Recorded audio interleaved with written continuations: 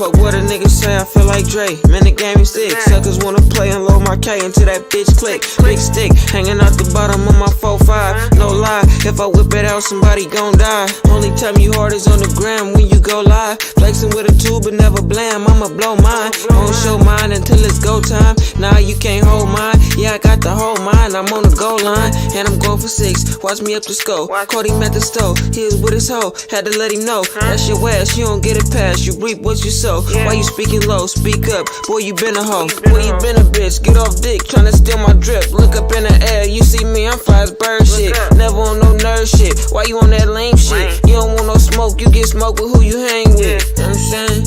Lame ass niggas talking about they in some gang shit. Nigga, you's a bitch, nigga. Matter of fact, nigga, you's a hoe. Nah, you ain't no hoe, cause hoes get dope. Man, you pussy ass a cat. We fucking live, my niggas. Walk, tell him free to act. Dealing for your rat, you know he told how you sleep with. We effing live, my niggas.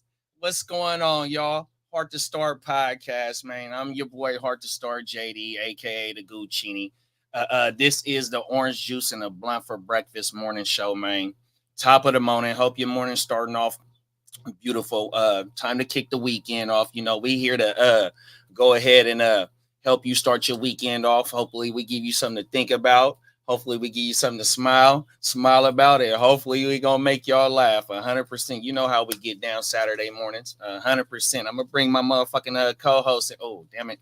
First 5 minutes slipping, 100%. I'm gonna bring my dog in, who happened to be my co-host, my dog that who put me on in the game, 100%. He gave me my first look. Me and Cuzzo Kev, our first look on his platform.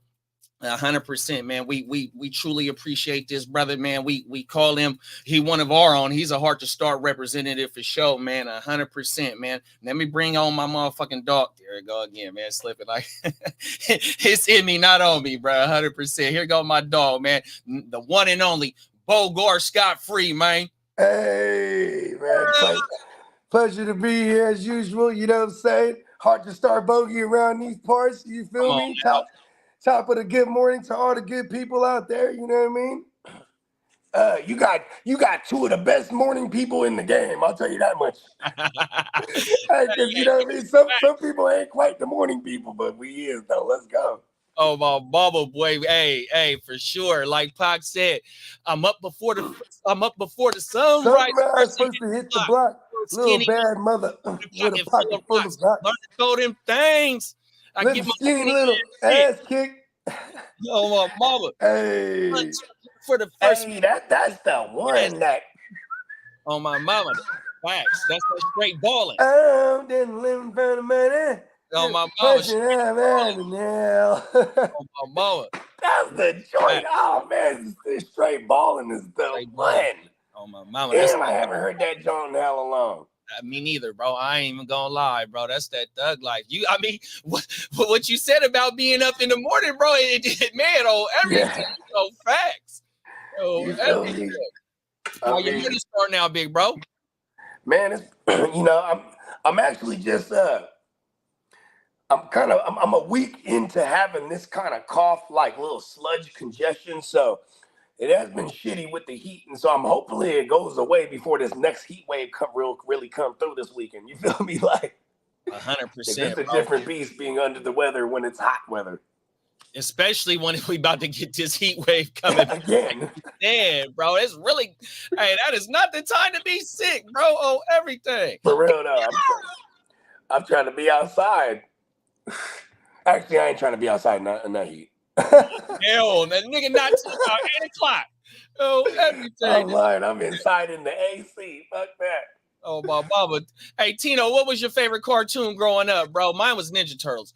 Hands down, number one is Ninja Turtles, bro. I ain't even gonna lie. Yeah, when did the Ninja Turtles jump off? 87? Something about that. I think it was 87 because I know the comic came out the same year I was born. You know what I'm saying? And that was when they used to wear all red. They was banging Pyru first. I don't know if everybody remembers that. You know what I mean? And then they set them in New York, and they was like, all right, we got to color them up for the politics. You know what I'm saying? Nice. Hey, shout out to the Ninja Turtles, B. Hey, X-Men was hard too, bro. Yes. Gambit was my favorites. Oh, Remember the Saturday morning cartoons, bro? You couldn't miss it. There was no reruns. 100%. And you had to have your cereal, bro, right there in front of the TV. Up like how we be up. Oh, everything. That's what Tito said too, bro. Oh, my mama.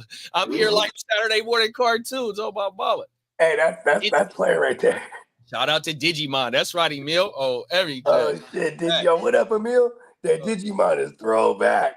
Oh, my mama. Anybody else in the chat, man, drop your favorite cartoon, man, 100%. And your favorite cereal. Fuck it. Mine, Captain Crunch and Crunch Berries, bro. Oh, everything.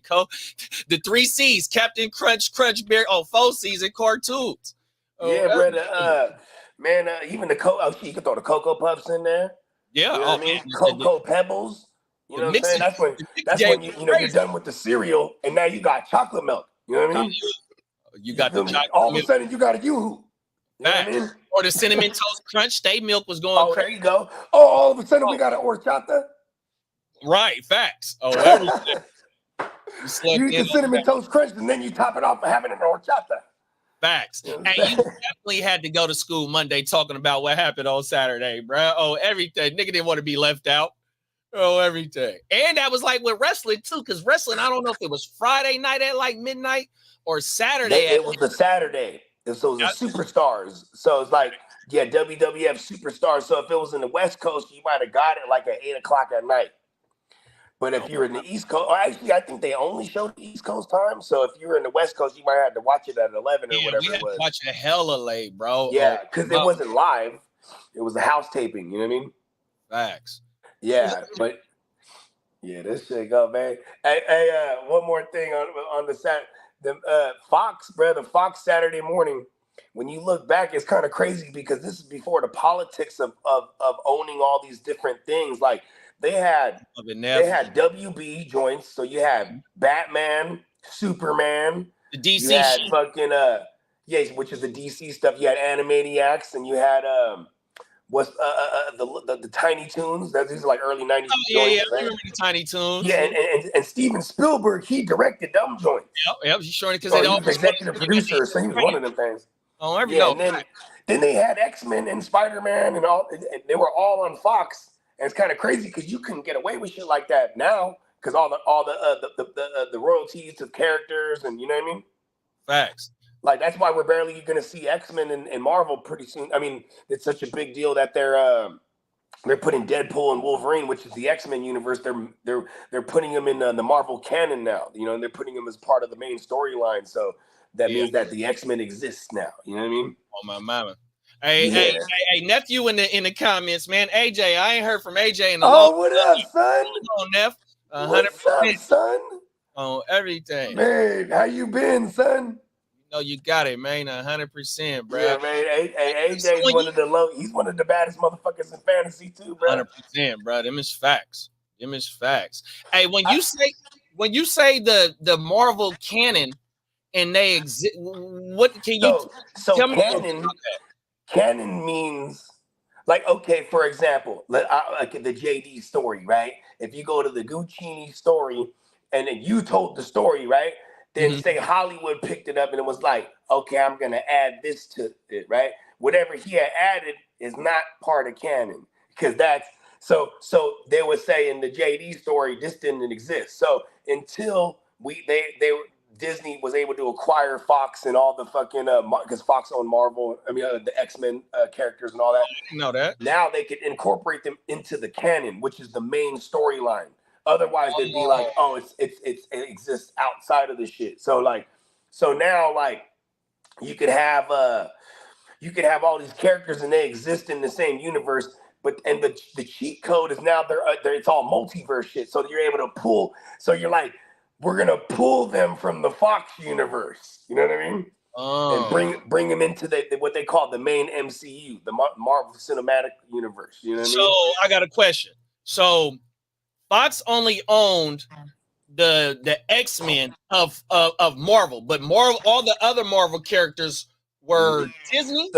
So in the 80s, right? This is how it went down. So in the 80s, when Marvel started to go bankrupt to try to spend it to try to save the company, they started selling rights to these characters. So, for example, Sony went and bought Spider-Man and like all the Spider-Man characters. Oh, okay. Right? And then New Line, they bought Blade and a couple other miscellaneous characters. You know, Fox, they went and bought the X-Men the X-Men properties.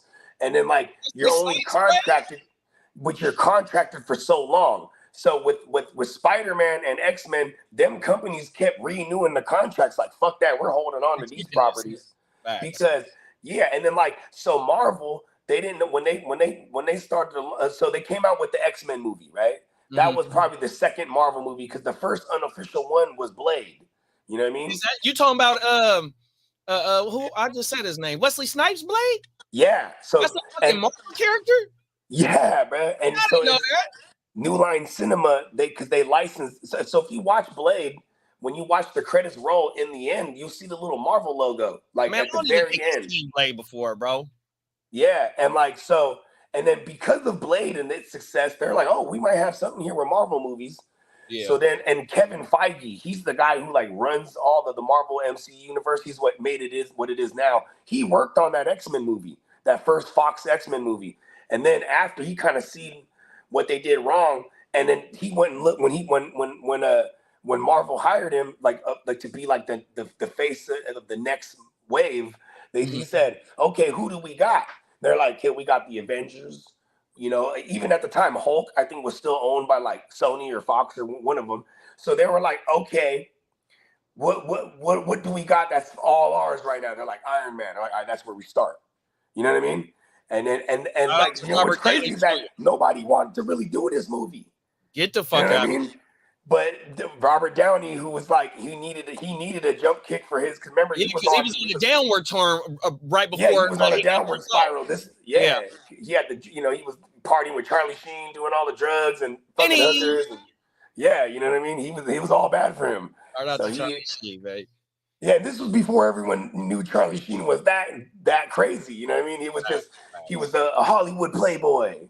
Right. You know what I mean?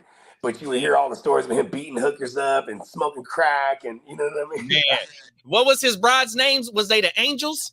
What was his girls' names right before 2.5 Men ended? He had some brides. He used to give them a nickname. They were like called the Angels. They would walk. I'm like that.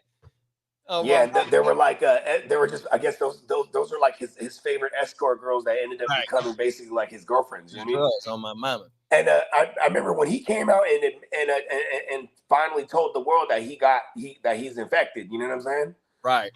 He went out because it wasn't that he wanted to do the right thing per se. He was just like, I'm tired of these broads extorting me, so I'm just gonna go out and say it. I got it. You know what I mean?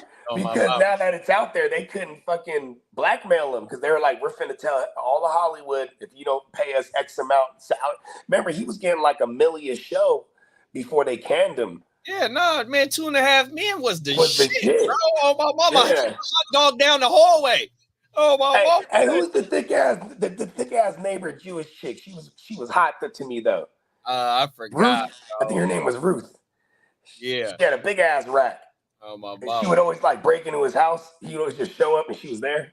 Hey, and then he'd be like, how'd you get in here? And she'd be like, don't worry. And she would leave, like scale out the window. You know what I mean? Like, hey, that was he was finding a way in, like, bruh, man. Facts. Oh, everything. And he stayed having work on that show. He was a playboy on that show. It was basically a show about him, but instead of acting, he wrote jingles. You know what I mean? No, he wrote, and then he had his brother living with him on everything. Yeah, and his brother was like a loser. Yeah, fact. He got divorced, paying alimony, and Charlie fucking because he was a simp. Yeah, always giving it to his BMs. Oh, everything. Yeah, real talk. Hey, Emil got a good ass question, bro, because it just came out a few minutes ago that Javonte Williams and Samaje might be fighting for one roster spot.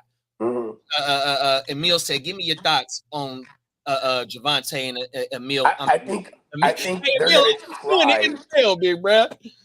I think they're going to try. So I like to go back to what they've been saying too, and in this past like month and some change, it went from Javonte's looking real good, right? He's looking real good. Then it turned into Javonte's on the roster bubble. And now it's Javonte and or Samaje Perine fighting for that last spot on the roster. And I think like it would be Javonte is the guy who's appealing to move, right? Like, but it's like, who needs running back like that, right? Because I don't think he's exactly a draw to be like, all right, we hella need this guy. I mean, like, I would probably say, like, if he got cut, I could see him ending up with like the Chargers or like Minnesota, or even with the Raiders as a and then obviously he'd be backups here. You know what I mean? But I just don't think there's a starting role for him anywhere. And I think Javonte, sad to say, I mean, shit. If he doesn't get traded, he really got to look good, because then Perine, they could cut him and not really take a cap hit at all. That's you know what I'm saying. saying. Is that with him, trying to get that because this is last year of his rookie deal, and he was a second round pick. So he been in the league 4 years? Yep. Oh yeah, he's had and two injured years essentially. And then the cool thing is, because if that statement is true about him fighting for a roster spot, and it's more appealing to teams to go ahead and try and acquire him off the wire than go ahead and give up draft capital for him, even though you might only have to give up a fifth or sixth round, because you know, for real. It ain't gonna be shit. Or it could be like a compensatory pick, like, hey, here's a fifth, or here's a sixth that could turn into a fifth if he gets on the field for X amount of snaps. They be doing shit like that. So, and then like, I'm really trying to think what coordinate, because the regime that drafted Javonte, that's 2 regimes ago at this point. Yeah. You know what I mean? So Sean Payne loves him some running backs. I mean, Russ was a guy who would dump it off too. And I'm assuming, like, if it's a combination of Bo Nix and Stidham, they are going to dump it off a decent amount. So, but you have phenomenal pass catching running backs there with McLaughlin and even Estime, even that kid Blake Watson. That kid caught like 50 balls last year in college. So you see Sean Payne trying to put his thumbprint on it, and the odd man out, to be honest, seems like Javonte, because skill set wise, at least Perine can pass pro. And if you're gonna go hurry up, I'm pretty, they'll trust him as the savvy vet, and like he'll be next to nothing. I think it's really tough for Javonte right now. Yeah, no, without a doubt. And we got Emil talking about Raiders need a back. You said that. Said Dallas, 100%. Oh, there you go. Wow, that's a good one. Because if I have Dallas picking up whoever gets cut, whether it's AJ Dillon in Green Bay, or it's bro, we just said right now, Javonte. Yeah, that would be fucking dope. You know what I mean? No, 100%. I mean, I don't want it because I got all the Ricos, right? And then also, I mean, they also talking about Eli might be on a camp cut for us. Eli Mitchell. Oh yeah. Now, shit! If Eli go to the boys, games, but he almost 5 yards to carry, huh? Yeah, if Eli go to the boys, that's a good pickup for them too. I didn't think of that. The Cowboys is pretty much the spot. The Cowboys pretty much the spot, huh? If any, that's the appealing spot for any of these running backs that get free. Do you think that might have been their whole thoughts going into this offseason, knowing that there's going to be some camp bodies that get cut and at the running back position? And I think Jerry Jones he's real arrogant. I think like his whole thing was like, we'll bring back Zeke. I really think that's what he felt. Yeah. Like, okay, Zeke, he'll come back for cheap now. Bring him on back home. You know what I mean? Oh, my mama. Yeah, and I think that was really his plan. And I think they really liked what they saw at Rico. And he got him for a bargain, too. And they got him. And this is a guy who's proven with the pass pro. I mean, Zeke will protect Dak. You know what I mean? Oh, my mama. Emil got another damn good question. And we talked about this the other night. He asked, do you think Monty gets traded to a running back needy team? Who's that? Monty. Oh, Monty. Okay. Shit, I'm going to echo what you were saying, that like, a good spot would once again be Dallas, but it becomes an issue of trading within conference up to another big dog in the conference. You know what I mean? Yeah. And like, unless like they're willing to overcompensate, okay, personnel wise, I think I think if you was to send like I know Cowboy fans are gonna think this is stupid, but maybe you send one of the cornerbacks that they got over there, a Bland or even a Diggs coming off the injury. Like, fuck it, let's see if we could just, you know what I mean? Because I don't see them giving up any kind of significant draft capital to acquire a running back. That's why I do think someone like a AJ Dillon or even a Javonte, shit, even a P Ryan. If P Ryan's not the one who makes it, I mean, that's just good. Any of those guys are going to be appealing to add as depth because they've literally only got Royce Freeman, Rico Dottle, and Zeke over there. Oh, and my man Malik Davis. Malik Davis ain't done nothing. Yeah. And Dow was on the team. No, Davis was on the team because I was watching them some of their episodes from Hard Knocks. I think it was in 2020, 2021. I think whatever year Dak. It was 2021. He was a rookie. And I remember seeing Dow, I think, on the team, or it was either Dow or it was Davis. One of them been there for hella long, bro, and haven't got on the field, bro. Oh, everything. But I'm sorry. Davis was like the preseason king. Like, I remember him having a couple multi-touchdown preseason games. Outside of that, I don't think he's ever seen any real game action like that. I mean, he has, just nothing significant at all. You know what I mean? Yeah. Like he might have got a carry or two to close the game out. Hey, I brought up David Montgomery's contract. So he signed all the way to 2026, which is only 2 more years or 3 seasons to be exact. But his dead cap is 8.5 this year, and then next year is 2.25. So I don't know if they would be willing to move him with that dead cap going against the cap. Yeah. But would that be this year, or would that be going into next year that they would eat that dead cap? I mean, that's just the dead cap for this year, and the other one is for the next year. So that's if they were to move on for him, they got to pay that regardless. Now, if you were to trade him, part of the deal could be like, hey, I want you to pick up some of this from the dead cap. You know what I mean? Yeah. And a lot of times that's why those players that's why the teams don't trade for players. Like, remember OBJ? Right. OBJ was like, when he went to the Rams, remember he got cut from the Browns, and then the dead cap, he was getting like 15 or 17 or something like that. So he didn't give a fuck if no one picked him up off the waivers, because if someone picked him up off the waivers, it was finna be someone who was willing to pick up that dead cap. Right. And that was probably not a contender. And then most of those teams are like, we're not doing that for an old veteran, right? But the Rams did, because the Rams were like, fuck that, we're competing. And they went on to the Super Bowl and win them. Oh, my. That's like how the fucking Broncos is on Russ's contract this year, and the Steelers be paying league minimum $1 million or something. Yeah, and he's getting like a 30 burger from the Broncos. You know what I mean? Right. And that's why nobody was finna trade for Russ. They're like, we're just gonna wait. You cut his ass. And then that's what happened, right? And then the Steelers doubled back. It's like, all right, now we're gonna trade for Fields too. Right. It's kind of a stroke of genius when you look at that situation, for real, because the hottest on the market that could have been available was Justin Fields. Highest upside, whatever you want to call it, right? So then Russ and Cousins, they're floating around. Soon as the Steelers, they knew they weren't going to get Cousins, and they knew Atlanta wasn't going to get Russ or Justin Fields, even though you had in Atlanta, you had squinty-eyed Ryan Pace. He was the GM from Chicago that actually drafted Fields.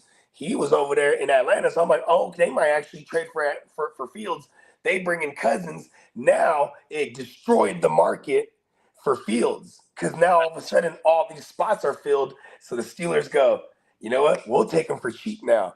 Fucking smart, right? 100%, bro.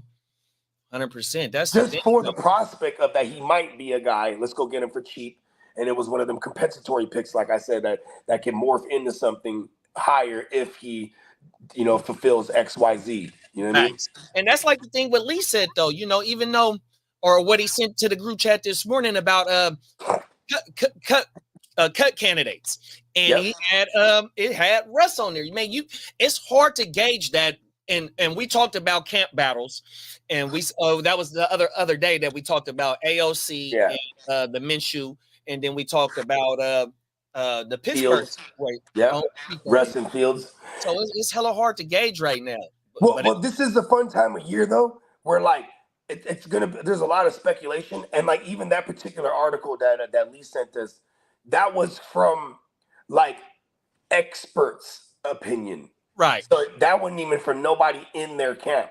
Yeah, this is just what experts feel could be a possibility that he could be a cut candidate. I don't believe that because like Justin Fields really got to wow them in training camp, and out of all the training camp battles when it comes to QBs, that's not one of the ones where they're going to be splitting first team reps. Yeah, everywhere else they're like Aiden O'Connell and Laginsu, they're going to split reps. They said even JJ right now, they're talking about he's third on the depth chart right now. And that makes sense when you talk about JJ because as an organization, you're supposed to move the chess pieces slowly like that. You don't just be like, all right, bro, you're a first rounder, so it's your job to lose. Now you got to earn that shit. You know what I mean? Yeah. And they're definitely not in no rush right now. They're not nowhere in contention for their division, 100%. But in Pittsburgh's category, defense is already there. They got chess pieces as weapons. They might not got a dependable second receiver yet, but yet they got a pieces in Pittsburgh.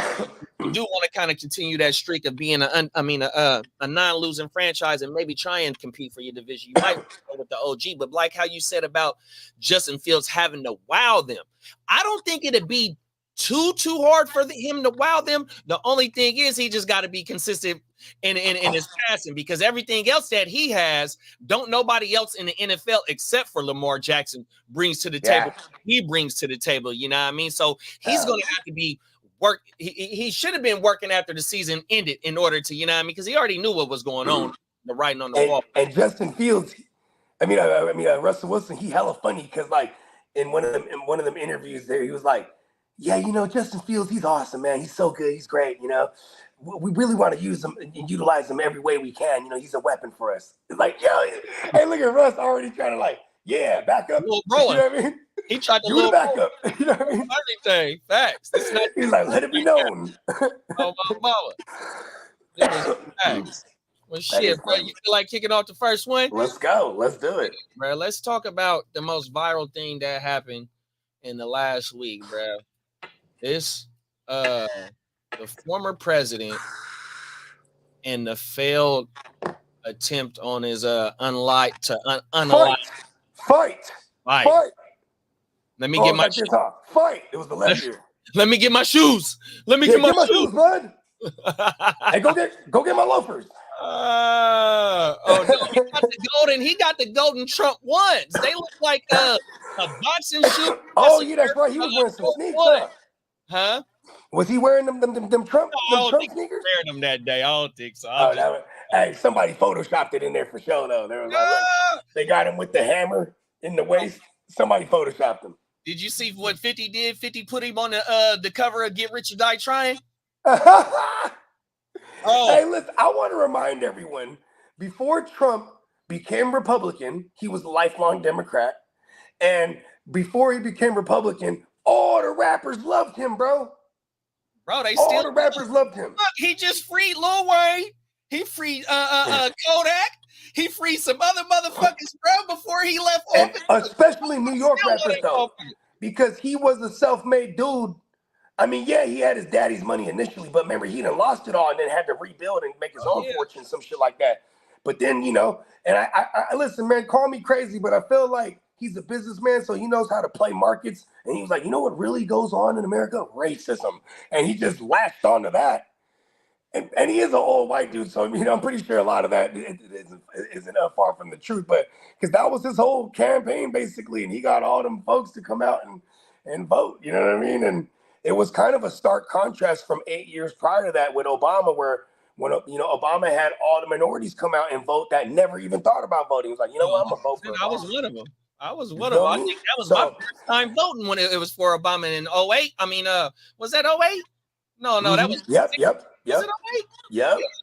I remember I was smoking a blunt, listening to the radio, like in the car, listening to the radio, parked up, and he was getting his acceptance. It was his acceptance speech, and I remember it's like a radio broadcaster where you can hear the Obama speech, but he's like, he's like, yeah, and he's standing behind the glass. Like he's describing the scene, you know what I mean? Yeah. But that's how thick it was for Obama. He was the first black president, first anything white president. So when he was doing his acceptance speech, he had the fucking bulletproof glass around him. Mm-hmm. You know what I mean? The when he got inaugurated or when he won? When he won. Oh, okay. That's what it was. Not when he got inaugurated. Inaugurated was like during the day. Yeah. I remember that one. That was outside at in DC. Yeah, and they had Bush over there. Yep. The other Bush. The son. Yeah, Bush son. Bush. Pause. What you think about that? About Friday? Was it Friday that shit happened? Last Saturday. So it was exactly a week ago. Because I was on the way up to the Bay, and then my phone just jumping off, and it's just oh shit. And the first thing I heard was he got shot in the neck piece, and he grabbed his neck and fell to the ground. Then, you start, the game of telephone gets to going. And then I finally saw the clip and I'm like, oh, shit. And then, first of all, the whole thing is set up and is staged. I'm like, people died for real. So unless, these are like some actors or whatever, I believe it was real, bro. And way to fucking win because if it was planned and Trump was like, look, we're gonna stage this, but I want real live fire because if I die a legend, and if I survive this, and you just get me in that ear like we practiced, I'm gonna win this thing because I'm an American hero. Fight, get my shoes, fight. You know what I mean? Like, oh my mama, give me my shoes, bruh. Okay, look at this. I'm watching a fantasy football podcast on Sunday. I just happened to catch it. I'm not even going to say which one it is. And it was live. And this guy pulls up in the chat. He goes, look at this chat, right? Look at this comment. Trump gives me bravery to reach up on all the players I like this year. Trump's a hero. He's a real American hero. I'm like, they're going to use this for everything. Trump's giving me the bravery to do fill in the blank. You know what I mean? Like he always paid them others, the motherfuckers that wanted to be quiet while they felt the way they felt during January 6th before the fucking the election, before he was out the office, type of people and all the other motherfuckers that really didn't want to speak how they speak or felt he gave them that voice, and there is them radical Trump people, you know what I mean? Ever since, 100%, they got the Trump terrorists is what I call them. There it is. There, the domestic terrorists. Facts on my mama. But yeah, I'm in agreement with you though, bro. When bullets get to flying, first of all, when bullets, let me break my points down. Whenever bullets is flying, it's real. 100%. Yeah. Listen to me, bro. It better be rubber bullets or something. Man, I'm telling you for real, bro. And even rubber bullets will take an eye out or take a ear off. 100%, bro. Facts. And then when you get to playing with anybody that's part of the upper echelon of the government, they don't play with that, bro.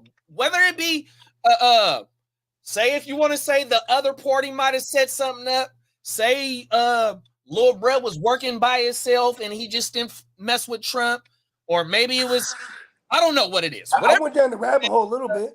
The kid is he's a 20-year-old kid. He registered as a Republican 2 years ago, right? For whatever that's worth. But he's he had joined some kind of gun club, like the AR that he had. He had an AR-15 with a scope on it. And so I don't know if the scope, how he got his hands on a scope, because I know when you get a scope or like certain types of artillery, you're gonna have to register that you have these things. You know what I mean? That gun was his dad's gun, though. Yeah, and the gun was his dad's gun. Yep. And but he was able to use this gun, or when he went to whatever gun club he was in. Yeah, well, he tried to get in, I think, in high school. Is that what it was? It was and they said he was like a real terrible shot, right? His last name is Crooks. And actually, something up for you. Watch this. Watch this. Pull that thing up. Watch this shit, bro. On everything.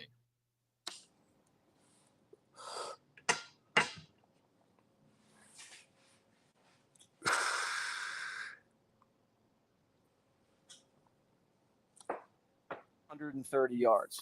Look, at the end of the day, this is a shot. Shot was this, Corey, from 130 yards.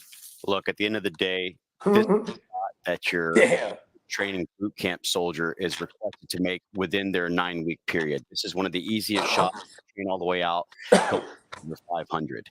And when I was doing the counter sniper, it wasn't with the United States Army. It was actually when I was with the State Department and was doing this exact thing, which is trying to look at going out with an advanced team, establishing what the perimeter is. And then as a sniper, when you would set up, you'd put together your range sketch or your range fan cards. And that would tell you where your 100, your 200, your 300, and you'd identify the areas of threat that you would be able to mitigate. And if there's multiple targets, you understand that your elevation and windage knob. That guy's good at math. At 160 yards, you could literally just look, quickly glance, and know from the reference point, whether it be a building, whether it be a lone tree, whether it be a parking lot, maybe it's a road. Bottom line is that this is massive negligence to the point of me speculating on what was intentional and what wasn't.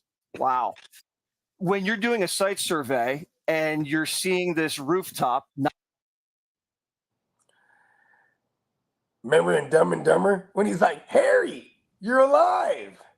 Bruh. You're a terrible shot.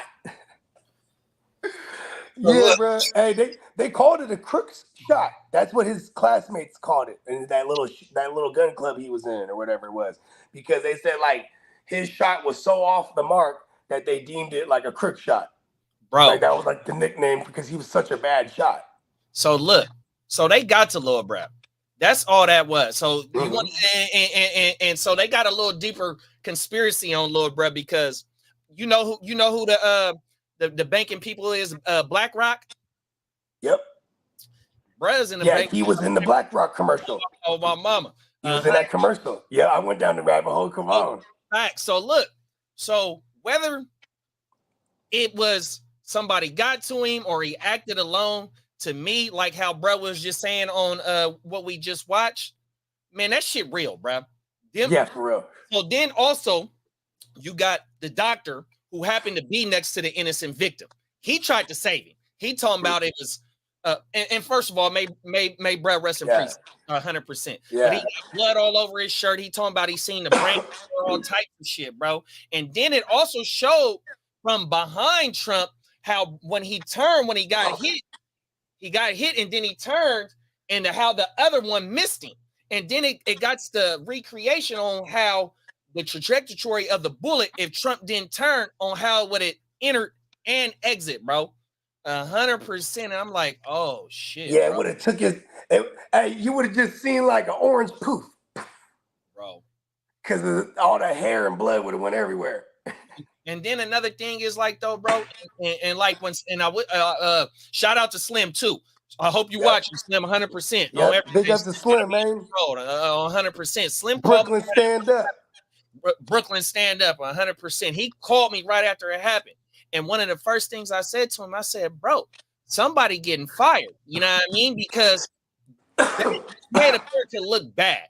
Whether you pro-Trump, pro-Biden, pro-Democrat, pro-Republican, or just independent at all, attempt on the former president trying to become the president again's life, it looks bad because it's a form of domestic terrorism. We already in wars. It's a shitty ass economy. We looking bad. So for a motherfucker to, whatever you feel, to attempt that on him, man, that shit make us look bad. Then if you look, once they finally got Trump to the core, it's a bride, Secret Service bride. The bitch is, she can't even do the thing with the gun. What are you doing? Then the bitch tried to play like dancing and shit. People watching her, and then she tried to do it again, and then she finally, what the fuck, bro? Hey, you know what I just thought of? This might be some real spill right here. When Trump was picking his Secret Servicemen, yes, give me the two ladies. Yes, they're the best. They're the best. Yeah. You know what I mean? He just wanted to have the bitches around, man. Bro, that shit. Hey, they heard the bullets start flying like, oh, that's the real thing. Hey, bro. But did you see? Listen, I'm not trying to make a joke of the situation. I'm just saying this shit it happened, bro. And whoa. Bro, the thing is, too, though. Damn, I forgot what the fuck I was finna say. Fuck, bro. Oh, fuck. Hey, listen, I don't know what it was, but I'm sure it was good. No, 100%. No. My thing is, though, bro, there's to me, whether it be a conspiracy theory or not, bro, to me, it was a real hit. 100%. It was a failed hit. It was a failed hit, bro. 100%, bro. And you know, it just to me, it makes us look bad as a country to go ahead, and especially for somebody to allow that. They say, you know, it's video. They ain't even they say it's on video where they like, bro, he right there, he on the roof, he got a fucking gun. Yeah. Then they're like, there's somebody like, where? Then you hear the broad, she's like, right there. Bro, didn't they on say the building? Look, Then there's another one. There's a dude. Hey, that guy up there has a gun. Like I seen a bunch of them. One of the higher ups of that local police department said that one of his officers went up that ladder and dude aimed the gun at him. He aimed the thing at him. And he backed down.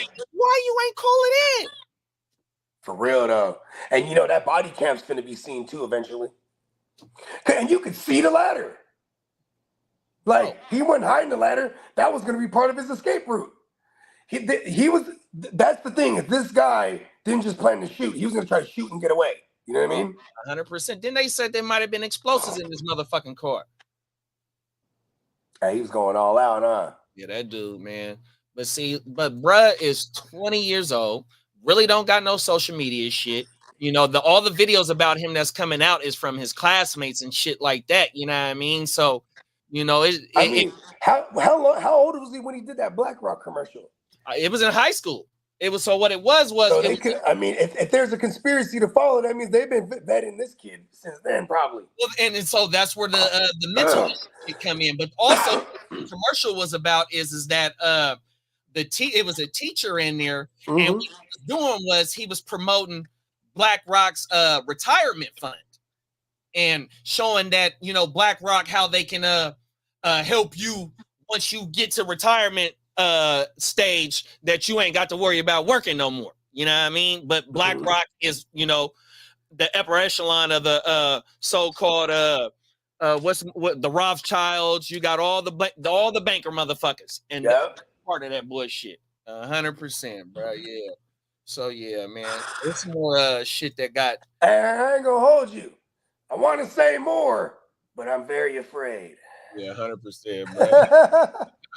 Because you know, anything ever since, like how when you hit the group chat and man, let's fire this motherfucker up. 100%, bro. Everybody and their mama that they even right now, anything with Trump in it, nigga, the big eyes, they own it.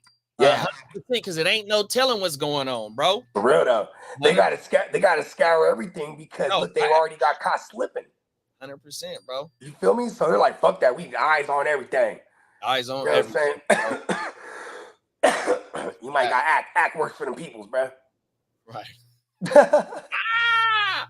Oh, my mama, bro. Act is compromised. Come on now, bro. That shit is crazy, man. Well, and I feel like somehow Drake has something to do with this because he's like, I need anything to take the attention off of Kendrick destroying me. This has got him out the way right now. Fact. This has Drake and DJ Academics written all over it. Oh, mama. Oh, everything. And Maul from Rory and Maul. Have you been seeing the clips about Maul? Oh, yeah. He going in on Kendrick and the whole. Oh, you mean the DV set? Nah, right. Facts, bro. That dude. He was kind of going in, bro. I was dying when I was watching that shit. And that shit is crazy, bro. He needs to get it, bro. Oh, my mama. Stop being a stand. I mean, Drake, when he sings to them, huh? Them is facts. And they love to. Drake speaks for them, bro. Like when they hear Drake's music and they going through that heartache, they playing that Drake. Them is facts. Nigga, 100% trust me, because I done been there, nigga. Oh. Everything.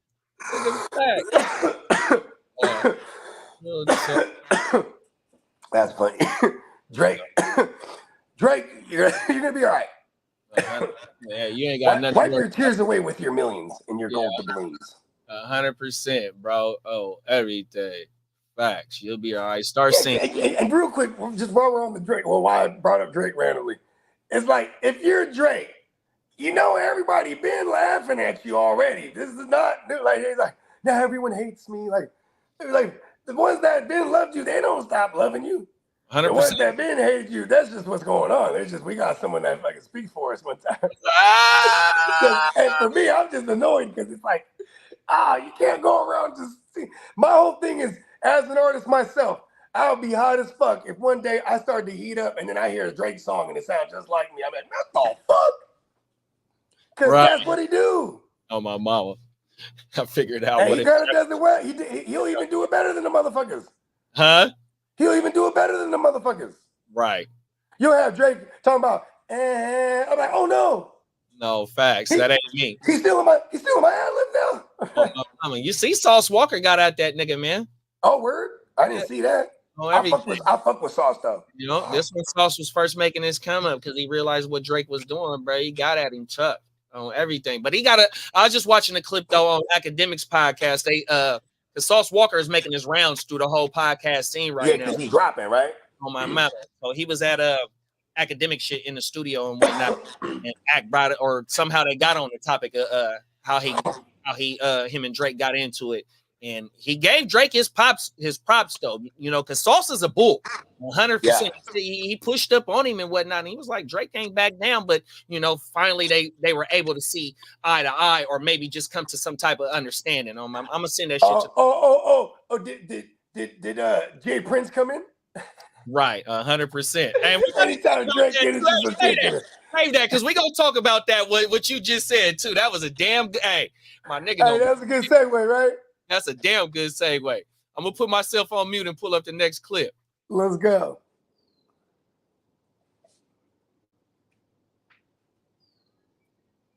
Shit, Drake did Block Boy JD like that too, though. Kind of destroyed him. Found out you were overnight courts, asking the question, what would you do if you checked your bank account and suddenly found out you were a millionaire? That happened to a former Louisiana sheriff's dispatcher, and instead of notifying the bank, well, she quickly moved the cash into another account, used it to buy a home and an SUV. Kellen Spadoni, who you see here, was arrested for theft, and tonight is facing a lawsuit from Charles Schwab after she ignored several of their attempts, they say, to contact her and get the money back. Night court is now in session with civil rights attorney Robert Patillo and criminal defense attorney Brian Claypool. Welcome to you both. Thanks, Shannon. Hey, Shannon. Let's start here with Exhibit A. On February 23rd, Schwab meant to transfer $82.56 into a Fidelity brokerage account, services account, but the company instead transferred $1,205,619. Court records. Wow, she can read really good. So, Robert, is their mistake? It's their mistake, but that does not mean you have a legal right to that amount of money. Even best case scenario, if you were able to keep it, good luck explaining to the IRS where $1.2 million came from and paying the taxes on that. This is no different than finding someone's wallet and deciding to keep it when they ask for it back. Or if a Brinks truck accidentally dropped money off at your door, it does not mean that you are legally entitled to it. There's legal precedents on it where people back in the old days with cash, clearinghouse checks that came to your house and occasionally bank to allow the transaction to go through, but then later on when they figured out the funds were not there, they would reverse it. So though I understand that most people don't have sympathy for big banks in situations like this, you don't have a legal right to it, and you're going to end up getting in more trouble than it's worth. It sounds like she is right now, innocent until proven guilty, but facing a lot of charges. Exhibit B, then, we go to. The company argues in its lawsuit that Spadoni's account contract with Schwab, now this came from the Charles Schwab account, includes an agreement that if a client receives an overpayment of funds, the client is required to return the full amount. Brian. Well, Shannon, first thing I'm going to do in the morning, I'm running over to Charles Schwab. I'm setting up my account there, and then fingers crossed, I get $1 million. Anyway, all kidding aside, last time I checked, we have a criminal court of law, not a moral court of law. And morally, this woman is incorrect, and she should do the right thing and transfer the money back. But the law is on her side, believe it or not, and I think it's going to trump that agreement that she signed, that she probably didn't even know what she signed, probably didn't even know what she read. But real quick, theft, felony theft is the charge. That means that this woman had to deprive money of someone else without their consent. Charles Schwab sent her the money, so that charge is going to get dropped.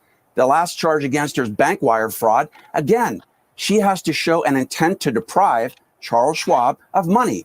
Last time I checked, Charles Schwab made a mistake and sent the money to her. So in the real world, she might walk free and she might have $1.2 million, and she might have a wrongful termination case against the sheriff's department for firing her. They shouldn't have done that.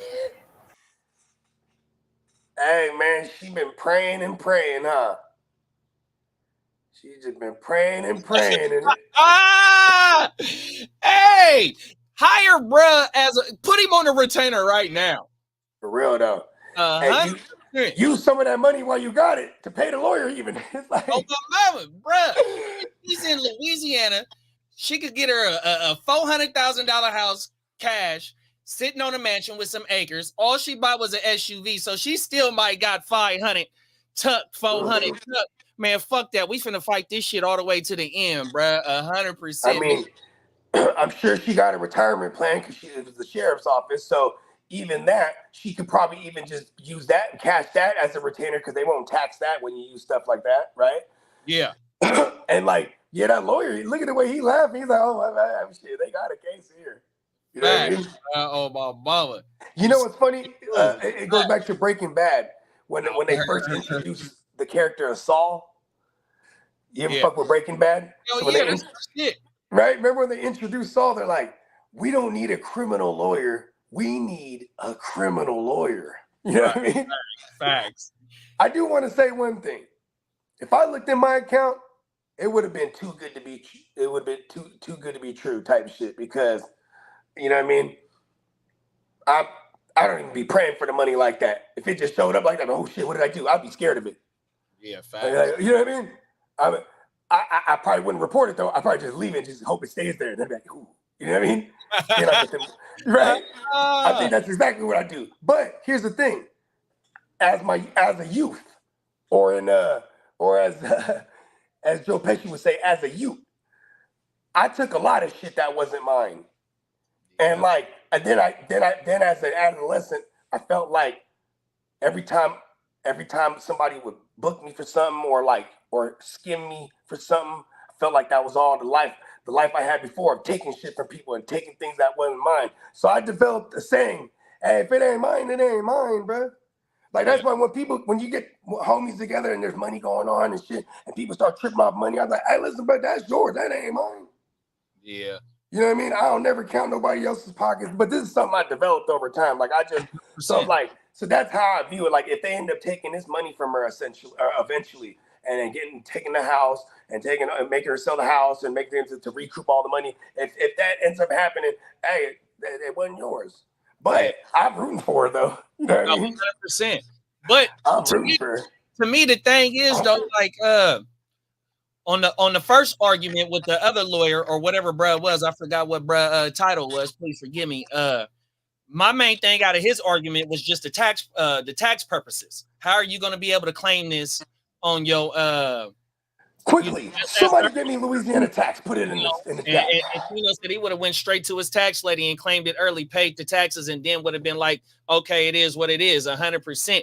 And then on the other argument with the second lawyer, you know what I mean, bruh, the argument that he present on both cases, whether the bank ain't got no liability. I mean, they don't got no preference to go ahead and go for this, whether, because it's a big bank, they gonna go for it, whether it's 10. Yeah, and when you transfer that amount of money, transferring that amount of money, it doesn't go unseen at all. Yeah. So the fact that all this was able to transpire smoothly. Yeah, no, facts. Like at what point does the second bank stop you? Listen, allegedly, I used to have them, they're called Smurfs. When we needed to move money around, allegedly, you got to get all these kind of Smurf accounts. 100%. And cash is coming in. And anything over 10,000, they flag you. Right. And let alone you're about to move M plus. Yeah, and that was going to be one of my next points too, though. The lady was so smart enough to go ahead and seen it and move it to another account to where they can't get it. But like how you just brought up, you know what I mean? You can only move so much money from a wire transfer to a wire transfer in a day, though. But see, that's the thing, though, It might have been like, boom, the money will transfer in about 8 days. That's cool. Yeah. Oh man. Right? Because Right. that's another 8 days or whatever. If I'm just hypothetically speaking, if there is a time window, what point in that time window does that motherfucker come in and stop the transaction? Right. It's gonna be easy to track where $1 million went. Like, Yeah. because remember they initially said, "Oh, we tried to go get it back, but it was already withdrew." It was moved. Yeah, she didn't go in there and withdraw $1 million plus in cash. No, you can't even go in and go get 20K. You have to come in there and let them motherfuckers know, man, I'm finna get 20K. Get this shit ready for me. 100%, bro. 100%. And like, and anytime it's cash, they need it's like I said, because allegedly, like you're gonna need to know the router to the bank. Where's the cash coming from? And the reason this type of shit people stop doing this type of shit is because before you used to be able to go in the bank and just dump the cash. Be like, here's the account number for such and such on the other side. But now they ask for your ID now too. Yeah. You know what I mean? And So you probably gotta be a member of that banking franchise too. You just can't because before you just go into any bank, it's like, here's money for this person that has an account with your bank. Oh my mama. Facts. Yeah. Crazy shit. Yeah, shout out to Miss Lady though, 100%. And like Tino said, I'm definitely suing for the defamation of character. That has nothing to do with my job. My banking, financial banking, and my bank portfolio and all. And she's gonna win that case too, because when it comes to defamation, what the key to winning defamation lawsuits is that you have to be able to prove their slander stopped you from making money. And in this case, they wrongfully terminated her. Here it is. It's like wrongfully termination. Yeah, exactly.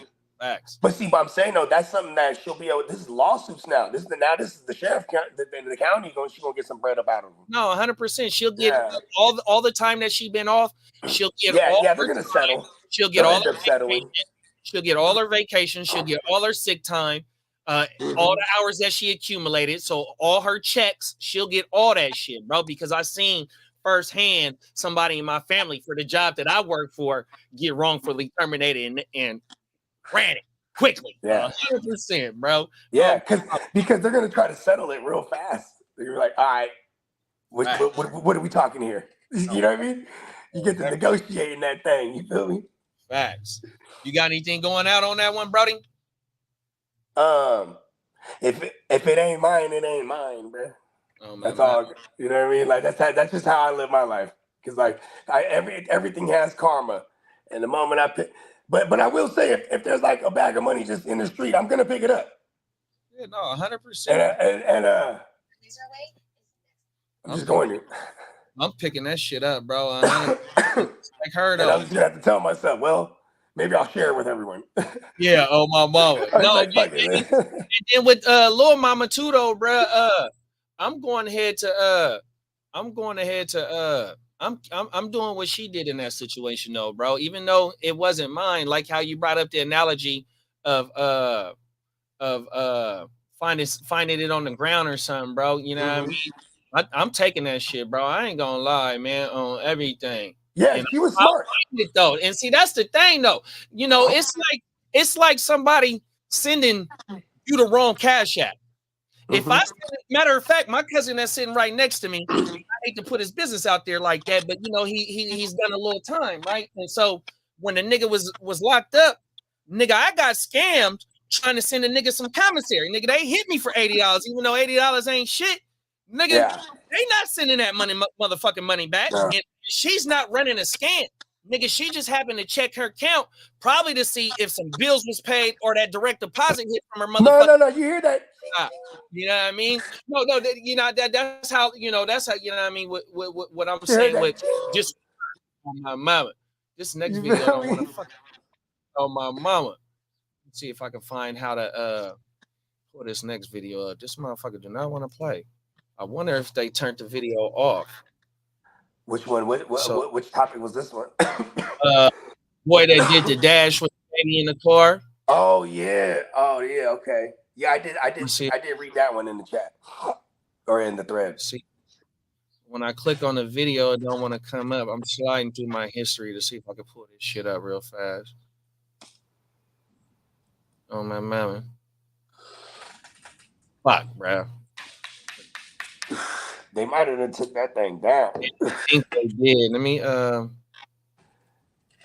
That's the one where he's hanging off the thing, right? Right. Oh man, this was ill. We gotta see this. See, Yeah, I haven't even seen it myself, but I read the little thing on it. Let me see if it's pulled up. Oh no, I didn't read this one. This one you were telling me about. Yeah, it was. I think Slim sent this shit. Okay, yeah, I did read that shit. Yeah. Okay, here we go. I got it. Yeah. Mac Drizzle. Bro. Off a Dizzle? Hey, man, come on now. California hot boy making it sizzle. Sizzle. I'm a leather token Chevy when I'm ripped up. Used to post up on the block that I got. Used to post up on the block with the dope I got from Victor. I was waiting for it. Donuts I when I'm knew the ending bar. Liquor, get whole buck so much I ran gained and pimped her. My thing got what is his name? My thing got sisters. Oh no, yes. My thing got spinners, 2 sets like sisters. Davins and choppers, there's no stopping, mister. A California bear. All up in your air. Oh yeah.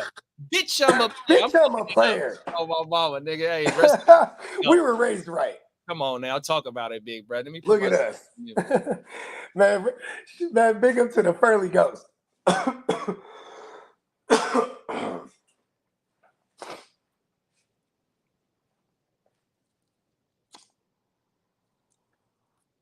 He just went over to the right side of the car, and now it's back over to the left side. He reached over to the right side of the car.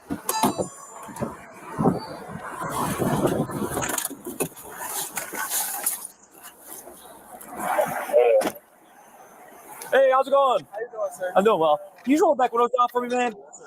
Thanks, man. It's a little too dark. Oh, man. Little guy. You gotta be sitting in the back. He's 6. He's 6? Yeah. Yeah, how much does he weigh, though? Huh? How much does he weigh? I don't know. This is my little cousin. Okay. I'm taking him for a ride. This seat's his, right, though? Right here? Say it again. Isn't this his seat right there? No, this was his little cousin. This is my nephew. Nephew? Yeah, that's my nephew. Whose birthday? Happy birthday. Birthday was a couple days ago. Nice. Happy late birthday. You know how you get pulled over? No. You want to see my license? Please. Whose car is this? This is my secret car. Okay. If there's no registration. For real? Yeah. Well, the registration looks like it's expired. Let me call her. Maybe not, actually. No, it's not. We're good. It's not. But I'm about to say. we record you over. Just want high rate of speed, man. I want to see the kid get hurt, and your tints are illegal. Okay. Okay. Well, this is my sister. Yeah, I understand that. Just rate of speed as well. You got your license on you? Nah, I don't. I got a screenshot of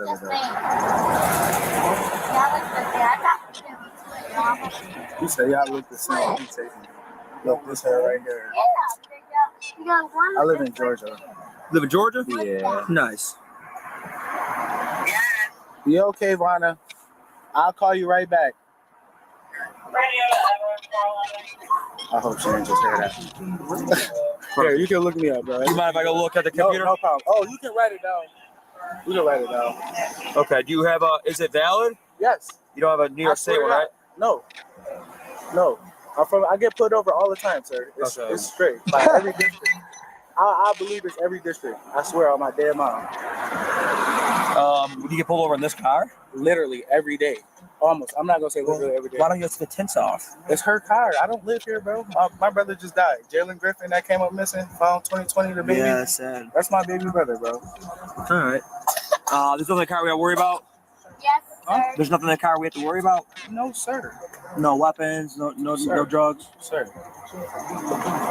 I'm just asking you. Sir, You you can didn't check do in whatever the you back. want, sir. You can check in the trunk. Like, Thanks, listen, little bro.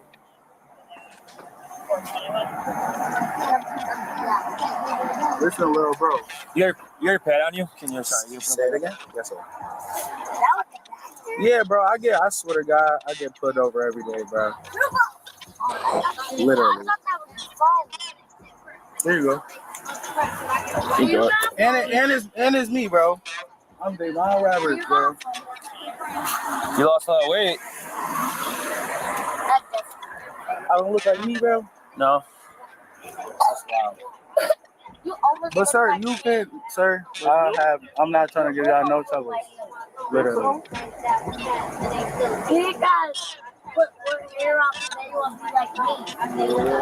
It's Georgia. No, I didn't want. I thought I was being a cool big cousin, bro. Sure, he's safe. You're safe. Oh, he was.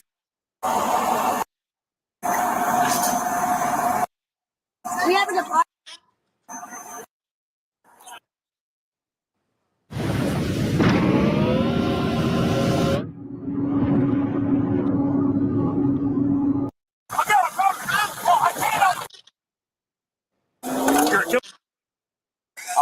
What we're gonna do is I'm gonna have you take some out, come towards me. We're gonna try and run your name a different way and see if I can find it pop up some other way. Okay, for sure. You can put the phone down though.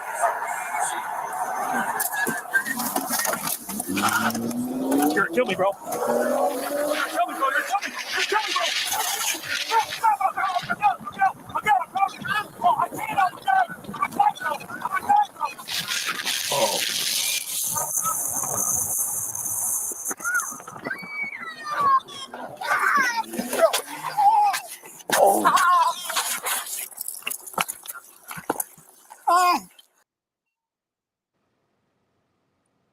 Whoa. Okay. My bad, y'all, for taking so long, bro. I wanted to try and give y'all give you the context of what the whole story was. So let me just on 2 points real fast, and I can't wait to get your opinion, bro. The officers' tense and speeding is a way to profile you. 2, 3, 4, 5 miles per hour over the speed limit is speed. Tense, they profiled me like that a few months. Now I ain't gonna say a few months ago because it's been about a year since I sold this car, maybe 2 years. So it's been about 2 years at the most. That was the last time they pulled me over in that car, broad daylight. It was the gang task that pulled me over in that car, bro. They fucking profiled me 100%. So I just want to lead out with that. Other than that, go ahead, big bro. I mean, he even told him he wasn't Johnson when he was like, they put me every day. This motherfucker, bro. You know what I mean? 100%. I mean, for sure. Like, and he was like he's in town for some other shit. But bruh, that went super duper left. Yeah, no, it really did, bro. In my opinion is the reason why he ain't had no ID, either he was really from Georgia, like he said, or he had like a warrant or something, or he's a Buffalo nigga. And we know how we move, Yeah. If you ain't got no ID on you, you is who you is, and you heard the police say, man, you lost a lot of weight. Oh my mama. You know what I mean? He said you lost a lot of weight, so he already had the suspicion, like, bro, you trying to get a license, and I want to say it was a picture, like a screenshot of this shit, because I'm infected with the COVID-19 medicine, and you know what? Nigga, my motherfucking vaccination card is on my phone. Nigga, you can put your passport on your motherfucking phone. Yeah. You can put your motherfucking ID on your phone. Not to say that that's what bruh had his shit like, but the officer. Yeah, but that's what he was showing them. On everything. So my thing is like little bruh, if he was smart and really wanted to get up out the situation, nigga, you had the motherfucking car seat behind you, bruh. Oh my mama, if that baby was in that motherfucking car seat, and if you, like you say, you get pulled over, you get interviews all the time, you know how to deal with these motherfuckers. So if the baby in the car and you ain't dirty, or you in the car blowing, or you ain't drunk, look, man, it is what it is. Give me this fix-it ticket, because nigga, you got the baby in the car. That's an excuse for motherfuckers to let you go. If you play it right, give me my ticket. And did he call him dad in the end? No, I think he said it was his cousin. He was trying to be. I thought I heard the kid call him dad in the end, because I was thinking, oh, did he tell him to say I'm not your dad or something? You know what I mean? Oh, it might have been that though, bro. Oh my mama. Yeah, that shit is just it's an ugly situation based on the police. I know how they get down with them excuses to pull you over, but with your bruh having younger bruh in the car, baby little bruh in the car. Yeah, whether it was his kid, nephew, whatever. You got a little man's in the whip. You got to, you know what I mean? Oh my mama, them is facts. And the cold thing is, this same situation just happened in LA a couple of days ago. I'm trying to find the video, because when I sent the show sheet, it say /LA man too, bro, but I can't remember where I seen the LA shit at, bro. It just And it was happened. the same thing. Kind of like the same situation. Dang. Facts. He just ruined Lil Cuddy life. On my mama, them is facts. On my mama. And then you see the police, once he popped, bruh, they both jump out the car, but the police later on in the video, he don't worry about the nigga he popped. He go run straight to the baby. He go get the baby out the car because ain't nobody driving the car. Yeah. In the car, like, you know, it die out and it run into something, but all the baby was talking about, man, I want my phone. But the officer go get the baby, bro. 100%, bro. The little man stayed in the whip on everything. That shit crazy, bro. My mama, it just show you, you know, how the younger generation and with their guidance or lack thereof guidance in the community, and how, you know, their lack of guidance is also getting put on the younger rallies because they seeing the bullshit, you know, whether they, you know, seeing it firsthand or hearing it secondhand, or, you know, it's just fucked up, bro, and it's continuing the punk ass cycle, bro. 100%, man. On my mama, bro. Everything. Bogey must have got a little caller, went into the matrix. On my mama. We're gonna pull up the next topic though, bro. 100%. Let me go over to YouTube real fast. My bad, y'all. Okay. Here we go, right here. Let's see. Oh shit. I'm in the wrong spot. My bad, y'all. Everything. Yeah, man. Hey, I know I got some of my my league mates up in here, man. When we need to get a trade going in that new dynasty, man. 100%. We got to get that going. Somebody got to be the first to kick off the trades, bro. The post draft trades. 100%. Okay, here it go right here. I got it. And there's some crazy shit too, because if you the clip that I'm about to pull up, man, if y'all remember from 1999 going into year 2000, they said the shit was gonna shut down. Oh, blah. Here we go. Right. Oh, here go Buggy right here. Oh, everything. Hey, you remember one in 1999 going in? The Y2K. Yeah, they said shit was gonna shut down. So here we go. Here we got a story about this shit right here, bro. Oh, my mama. Oh, fuck. I'm fucking up.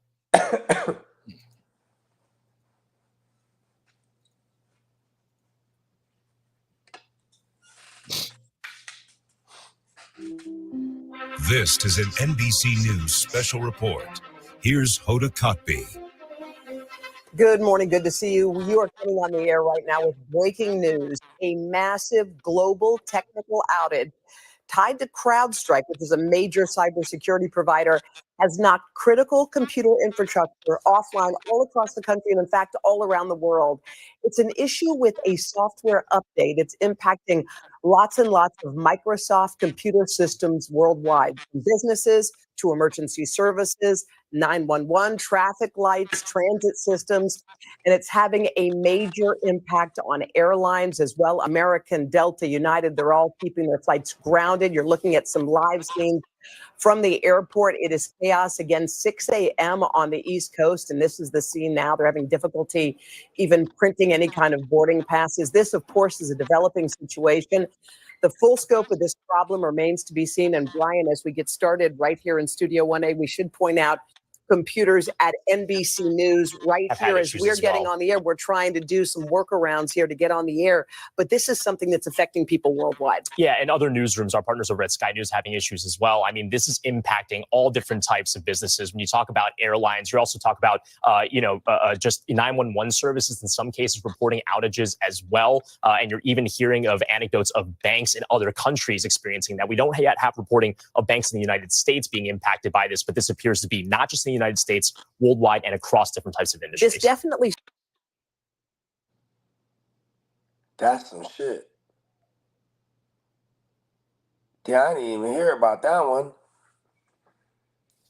Yeah, bro, that shit crazy. My bad. I was fumbling through the motherfucking settings. That's all good. I was up on the other day, when the shit happened. But I'm not knowing what was going on because I'm a big fan of Get Up in the Morning. Mike Greenberg. Okay. Yeah. You know what I mean? 100%. So during the whole show, they keep referencing that we don't have, it's hard to do a show with no graphics and no video. So I'm like, man, what the fuck are they talking about? You know what I mean? I'm not putting two and two together. So when I get to sliding through YouTube, I come across this shit. I said, what the fuck, bro? Bruh. Are they fucking serious? How the and then she said it was from a software update. Yeah. Nigga, that's just like when you wake up in the morning and it says your software on your phone been updated. But this shit is for worldwide, man. That's not. Hey, that they're shit lying makes me about hot that, when bro. my phone be doing it automatically. I'm like, what?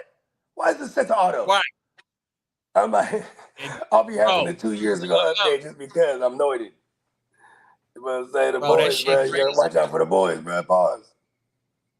And see, that's the thing, though, because like if you want to take it to like a deeper level, you know, only type of terrorism that we'll see here, and I hate to bring this up, please, it's going to be domestic. You know what I mean? Or it's going to be like some type of. It's going to be cyber shit here. You know what I mean? So the only way to really attack this land is cyber attacks and that punk ass shit we just went through 4 years ago. And you know what I mean? It's probably other creative ways. Please forgive me for even just putting that punk ass shit out in the atmosphere. But the type of track record that we've seen in the last 20 years, the shit that happened 21 years or 23 years ago, that's definitely, 100%. Pray to God it don't. 100%. But what we just seen this week and 4 years ago it's like that's, you know what I mean? So it's fucked to me. It's a thing about them shutting down the internet, bro. It's like, you know what I mean? It's like a pending civil war type joint. You know what I mean? And then if you had enemies and like America does, this is how they probably combated us for the last like 30, 40 years. It was like, all right, we're going to infiltrate their shit and just make it to where they fucking implode at one point. You know what I mean? Oh, my mama. I'm just saying. I mean, the hospital was shut down for 3 hours. The hospital. Man, people could die. You know what's crazy? The first thing I was thinking about when they were saying, oh, all these companies around the world, this is the nation, I was thinking, oh, shit, billions of dollars just disappeared for show. Like the last story. Yeah. Like somebody that came up with hella bread real quick on purpose. Oh, my mama. But you know what, too, though, bro? I don't know who your phone company is, but nigga, I got AT&T, right? Mm-hmm. AT&T is my internet and my fucking cell phone provider, right? Yeah. Nigga, they just got hacked. It just showed, I think it was in 2022, the whole year of 2020. Oh, my sister got AT&T. She was telling me some shit like that, bro. The whole year. I don't know the percentage of their customers, but nigga, they whole cell phone shit, everything in their phone, nigga, text messages and phone calls. Or the sweet nectar of data. That's what it's all about these days.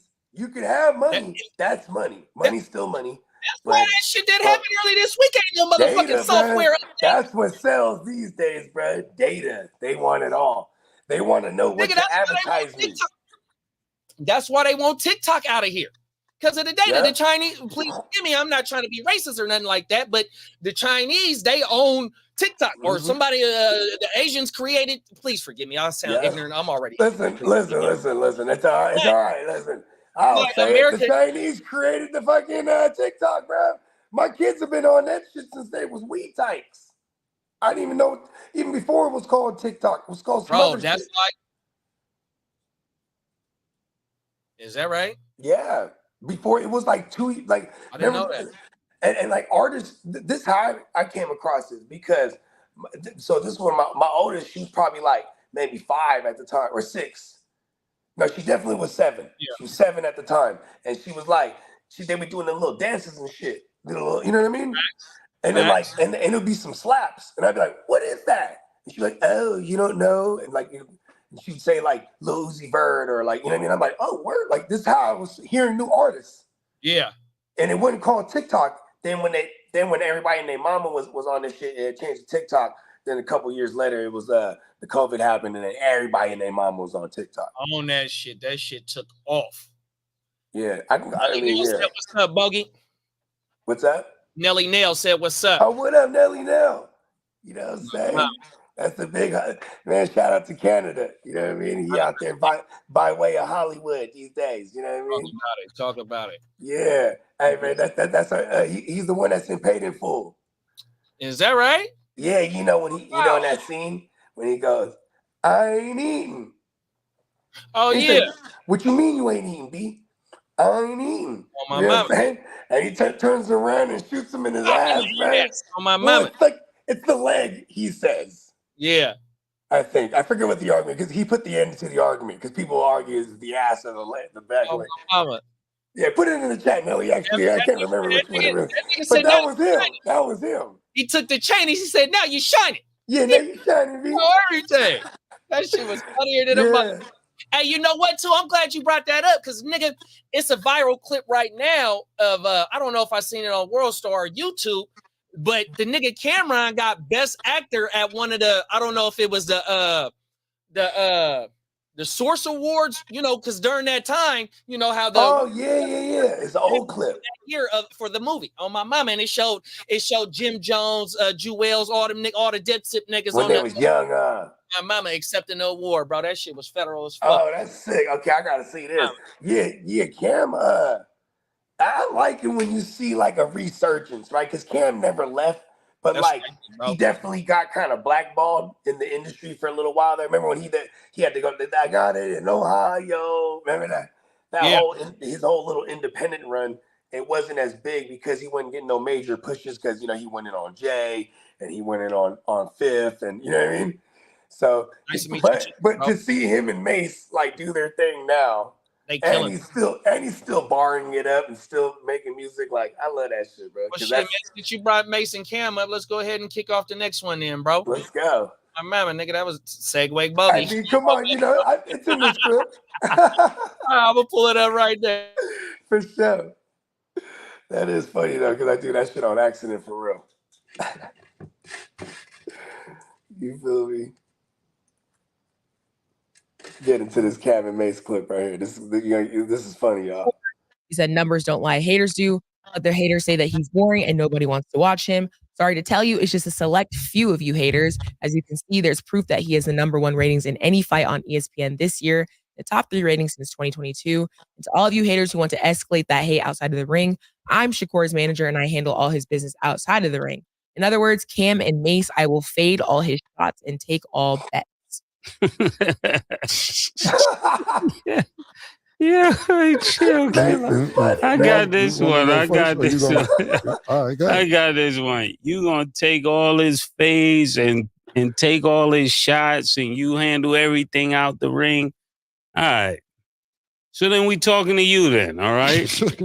We starting with you. Since you the big homie, we starting with you. That's how it goes around here.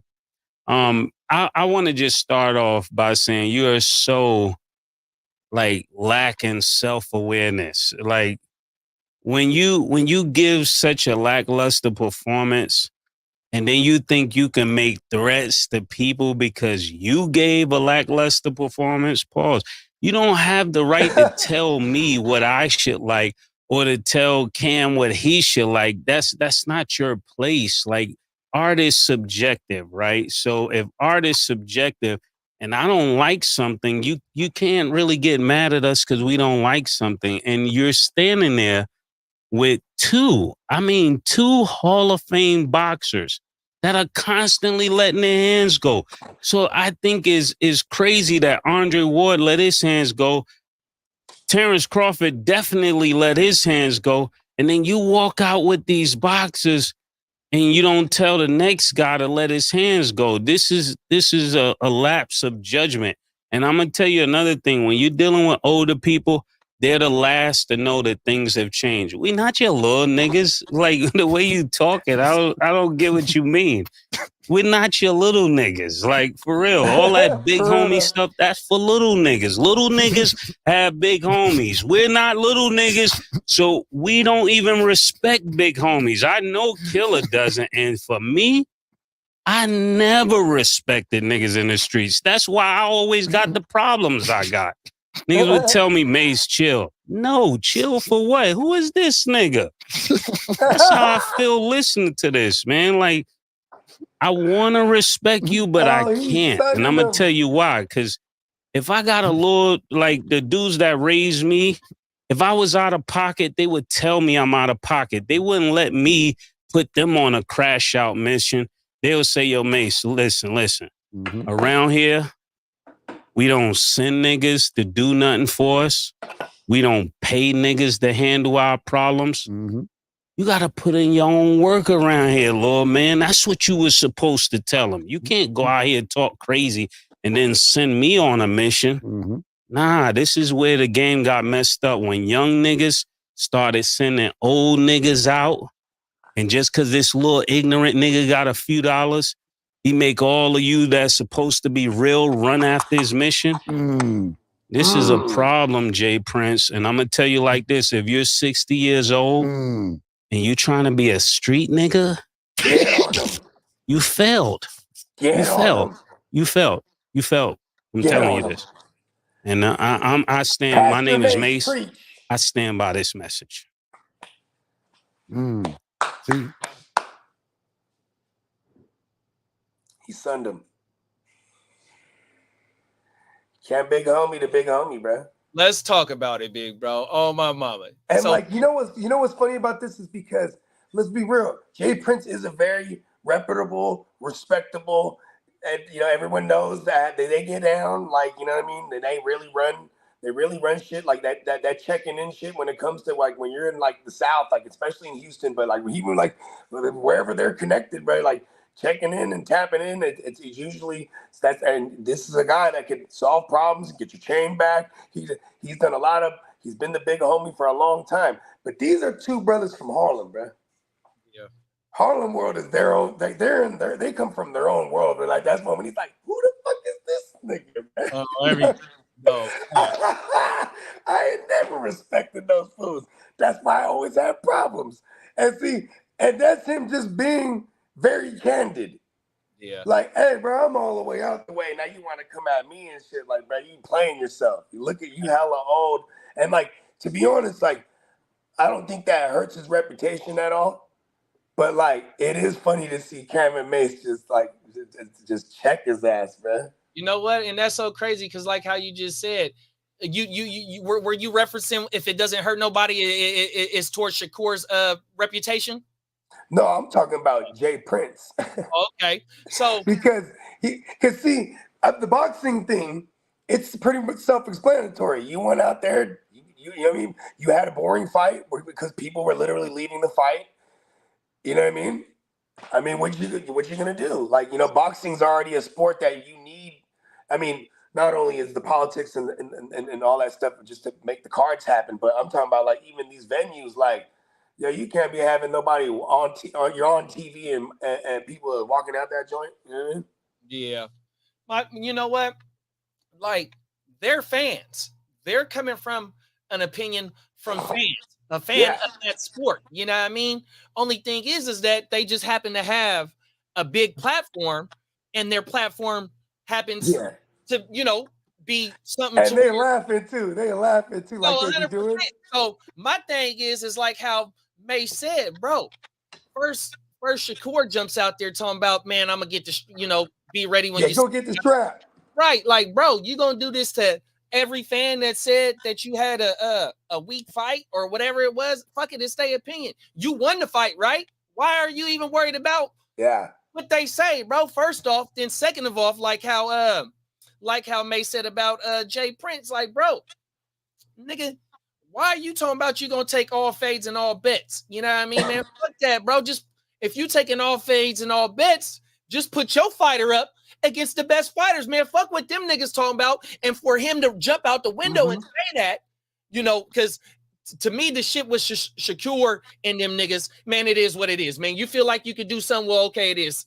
Then we see each other. But Mason Cameron versus the statement of Jay Prince, like, bro, nigga, y'all both, all three of y'all know how this shit go, man. Words is words, man. These motherfuckers is fans of the sport. All they talking about is the product. But on Shakur's side, like, look, they said that about Floyd. Floyd was just a all all defensive fighter. You know what I mean? And Sauce Walker said this. He said this about Mason Cam, like, y'all might not be real students of the game. You might be fans of the sport, but if you're a student of the game, the part of the game is not to get touched. So it really wasn't no a boring fight if you really study it, because he didn't get touched. You know what I mean? That's what you want to, you know, is I mean, Mayweather Mayweather's one of the biggest draws in the game, and then he made a whole career doing that.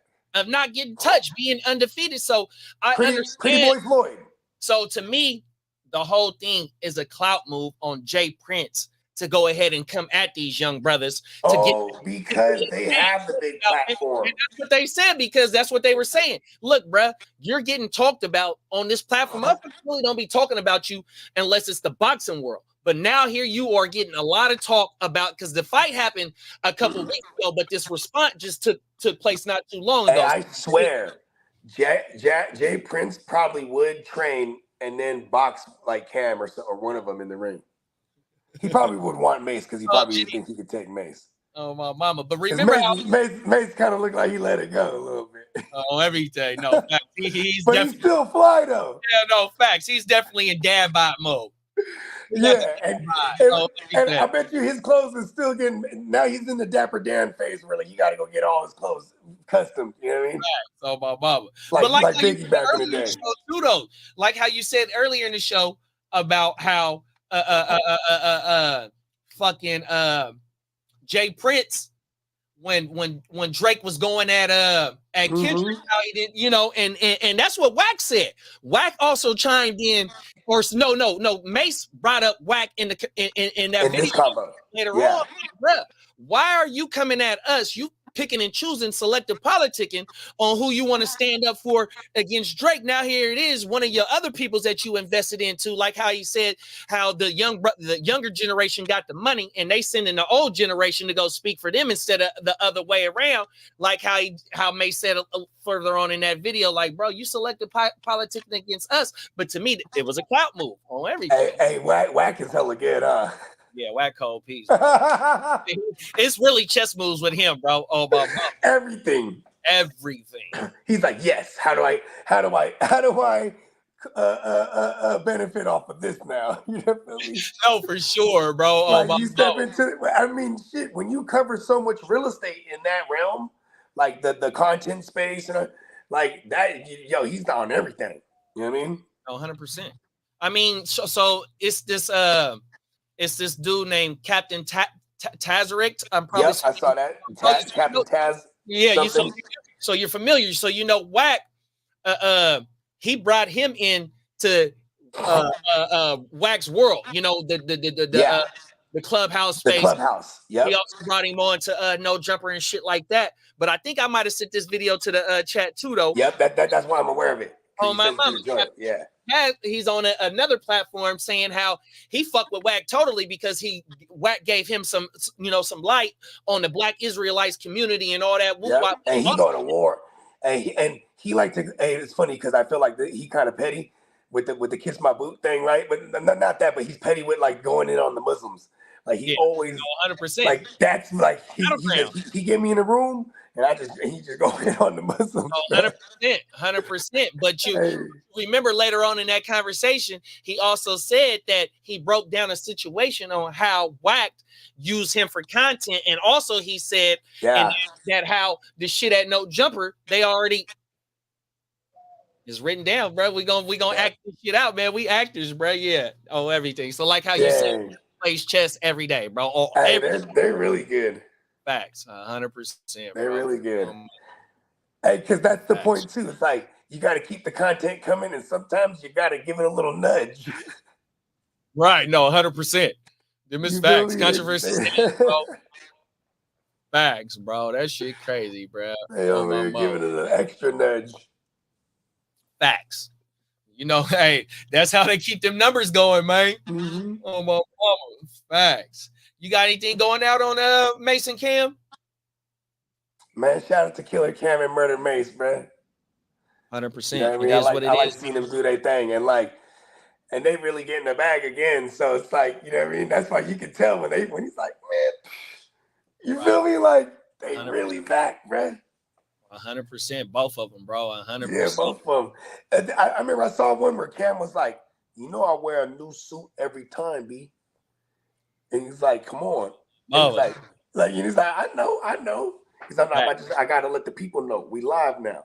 You know what I mean? He's like, and he take that shit serious though, bro. Way he comes to work. 100%. That's his motherfucking job, bro. And he take that shit seriously, bro. And it shows, bro. That's why that shit blew up like that, bro. And their personalities too, though. You know, both of them motherfuckers together, bro. You know, even bringing in the OJ, they had the Juice Man in there, man. 100%. They had Maurice Claret. You know, he served time. You know what I mean? He going motherfucking. They did have him on there, man. Grey Goose. Remember that I had to have my Grey Goose before I stepped on the field. That motherfucking Maurice Claret is a fool, bro. Yeah. Hey, that freaking that was the Grey Goose era. Yeah, it was, bro. 100%. It was like the mid 2000s? Yeah, my mama. And see, my Incredible Hulk wasn't with the Hennessy. I did my hypnotic with the clear. I wasn't okay. I never thought of that. That's not bad. Yeah, I wasn't no brown drinker in my early 20s. Oh, okay. Everything was clear. When I finally I remember when we first got to like when we were all 21 now, we in the club and shit, and we were hella ignorant because we were drinking like Priv and shit. You know what I'm saying? Stuff like that. So it'd be like, all right, let me get a Hennessy and Coke and like liquid cocaines and like Long Island iced tea. Shit that I heard of before. Facts. You feel me? And it'd just be tore up. Then I started learning like, oh shit, this Patron and this fucking and the Goose or even like Kettle Ones, like that became my world now. Like, all right. Yeah. This is how I can go all night. Tequila and vodkas.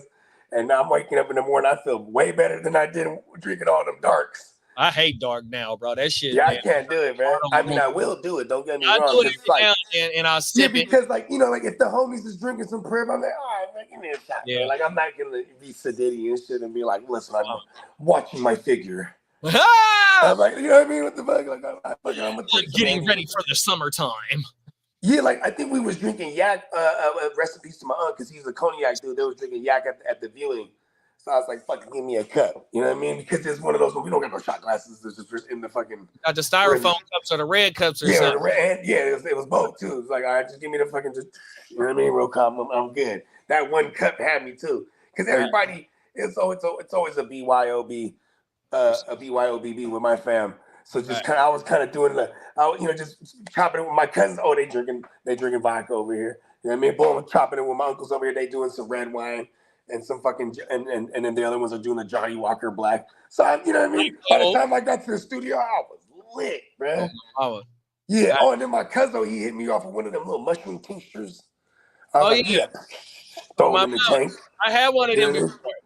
Yeah, hell yeah. And then I was in that studio. I did them 3 songs in like 2 hours. Yeah, you killed them joints. Yeah, I was loaded, and I didn't really have no voice like I still do right now because I told you I've been like weird, but it sounded dope. I was like, we're keeping that shit. You feel me? On my mama. Facts. You feel me? Oh, every day. Yeah. Okay. We got one more, right? No, that was it. Oh, that was him. Oh, shit, that was five of them. Let me make sure. Yeah, we killed that. Buffalo, Mace, Louisiana. Yep, we ran through them joints. Yo, that Buffalo shit was wild and be. Yeah, it was. I'm gonna try and find the LA one for you though. Yeah. It was exactly how I read it. You know, when you read the thing. Yeah, watching it like, whoa, 100%. Damn, that shit actually happened. And the clip that I seen, the initial clip that I seen, it was only like a minute clip, 2-minute clip. So it was like the end of this shit. So when I couldn't find it, that you didn't see it built up. Joint. Oh my mama. Oh yeah, the one we found was the whole joint. Hell yeah. We got the full context of how they came to the situation of pulling him over and shit on everything. Yeah, that shit crazy, bro. He tried to take people know where they can find you at, big bro, and what you got brewing in the coffee pot. Oh man, you know what I'm saying? You can follow me or follow me on Instagram at GenWealthNet _ so all one word, GEN WealthNet. Also subscribe to us on the Gen Wealth Net YouTube channel. You feel me? That's where you're gonna find the playmakers and wake your game up. And we also got it, man. We got a whole nother array of shows coming, man. In my humble opinion, shout out to Spencer Guru. We got a bunch of shit launching this August. You know what I'm saying? Peacock got a show launching too. You know what I mean? Yeah, man, it's going up. You know what I'm saying? Oh, shout out to my man Steamboat Joe. And also check out all the music, man. Bogard, Scott Free, wherever you consume your music. You know what I'm saying? The EP's called OMW. The album's called Bruce Wayne. Got a group album dropping on the 30th this month called Trifecta. Just be on the lookout for everything, man. We in here cooking every way. 100%, bro. The motherfucking that digital dope is being chefed up in the kitchen. Yes. 100%, bro. Them is facts, man. Shout out to all the Gym Wealth members out there. 100%. Spencer, my dog, Kaka. 100%. Shout out to all my league mates in the Gym Wealth Dynasty. 100%. Definitely stay tuned for Wake Your Game Up. Wake your game up. Playmakers coming. We stay dropping that 100%. My humble opinion. Peacock show coming 100%. You gonna find me all over the Gym Wealth 100%. Yeah. I'm going tomorrow morning. Weekend wrap up episode 1 of the season 2 coming tomorrow. Then I got to chop up some old clips of all the content that me, Bogey, Slim, playmaker content. I'm gonna cut up. Yeah. Man, I'm gonna get the chop. Don't worry, I'm gonna send you some of the joints I chopped up too. You know what I mean? Yeah. 100%, man. It's just so much. We trying to stay flooding this shit, man. And 100% just we appreciate y'all for being stay locked in. All the new subscribers, man. Appreciate y'all for tuning in. Just stay locked in what we cooking up, man. And then until again, man, y'all have a safe and blessed weekend. And you know how I'm gonna go, man. In fantasy, if you ain't got the heart to start, you ain't got the nuts of a champion. And in life, if you stay oh shit. Hold on, bruh. We gotta, hey man, let the people know where they can find you at. Let you know, bro. What's up, big bro? What's happening? What's happening, y'all? You know you got it. Man. Top of the morning, man. Yeah, top of the morning. Top of the afternoon over here. It's been a rough ass day, boy. Please. It's all good, Slim. We were just about to close up, but shit, I'll pack a bowl real quick, man. How you feeling, Slim? Nah, I'm cooling, man. You know, I just had to tap in, man. You know, like I was on the road dealing with some nonsense, man. Like, hey, man, you working hard, man. You know what I mean? Telling you, man, this really, really pissed me off today, man. Or you on your way home, though? Trying to set this thing up. Yeah. Yeah, you know what I'm saying? So, yeah. But what was y'all chopping it up over there? Just give me a quick rundown. Oh, okay, shit. Yeah. You already know. We talked about Get Rich or Die Trying, 50 Cent, a.k.a. Mr. Trump. We talked about him. You got anything on Trump real fast, bro? On Trump, he got the election in his pocket. Right? That's what I said. Yeah, that's a fact. You know what I mean? Because when, you know, regardless of what people are saying, oh, it's staged and all this nonsense, at the end of the day, you know what I mean, it's showing strength. That picture with him holding up the fist with the head bleeding and all, that's a sign of strength. You know what I mean? The photo ops. You know what I'm saying? Yep. That, you know, you're showing strength. And when you look at Biden, it's showing that you're not equipped for the job. Yeah, they were saying that they think he might bail out the race this weekend. Step down, yeah. I was hearing that. You know what I mean? That he might step down. I watched that. But but he should, because now you're making your candidates kind of fearful of voting for you, because it's like, man, can he really do what, you know, we want him to do, like in his office? Can he really follow through? I know, right? Like, you know, my opinion on that statement right there is, bro, if the Democrats want him to bow out, and like how you let it off that the election is in the bag, it makes the Democratic Party look even weaker. Go ahead, let that man run, because we only 5 months away from November, right? And if he's up 10, 15 points in them major states, and like how he said in that leak call to Robert F. Kennedy, man, this shit in the bag, bro. They can't make up 15 points, 10 points. If it was a 5-point differential, then he might got action. So by them, the Democratic Party, which is Obama, his wife, Hillary, all the major players in the Democratic Party, it's your fault that you don't have a younger person coming up in the ranks to go ahead against this dude. So don't make your party look weaker by making because you put him to the forefront 4 years ago. You should have had Michelle already ready to go. You should have. And then Trump went and got the little pretty boy youngster, quote unquote. And it damn still ain't Gavin, 100%. I don't want to be biased, but they're not gonna let a woman run this country. It's dangerous. When you look at Putin and Kim Jong Un or whatever his name is, you're dealing with killers. You know what I'm saying? Yeah, for real though. Kim Jong Un, he just got a dude executed for playing some kind of music. Yep. Some kind of Western music. Yeah. Look, I got a question for y'all too. Y'all fans of The Wire, right? Yeah. You know what's crazy? I've never sat through The Wire, bro, and everyone trips out when I say that because I fuck with it all. Oh my mama! I greatest shows made. You don't have to get tuned in, but you know what they say though. The nigga Marlo always say no. It was my nigga. What's the nigga name? The next man next to Avon? Why Stringer? They always said no. Avon said it too. Nigga, when bodies drop, that's when the police come, bro. Can't no money be made. Trump is for the people. The other motherfuckers, when war is going on, the elites stay rich because they are invested into defense contracts. That's one of the biggest paying motherfucking ways to get some money out of the elites is by continuously having war and shit like that, right? 100%. So with Trump, he's a man for the country, bro. Look, we can't. He wanted to make the money, bro. That's what he wanted to do. The money here for our people. 100%. We can't be sending billions to Ukraine. We can't be sending billions to who else is funking right now? Israel and Gaza. In the Palestine. Sending money to Israel. That's been going on for thousands of years. And I'm not saying I'm on either side of them wars or nothing like that, but that's what it is. When them wars go on, them motherfuckers stay rich because they invest into defense contracts. Trump's not about that shit, bro. 100%, bro. So you know what I mean? Yeah, and like I said, I highly doubt that a woman's gonna win that election anytime soon because you're dealing with it's dangerous for this country right now. We need a leader that represents strength. And when you see that picture, that's what it represents. You know what I'm saying?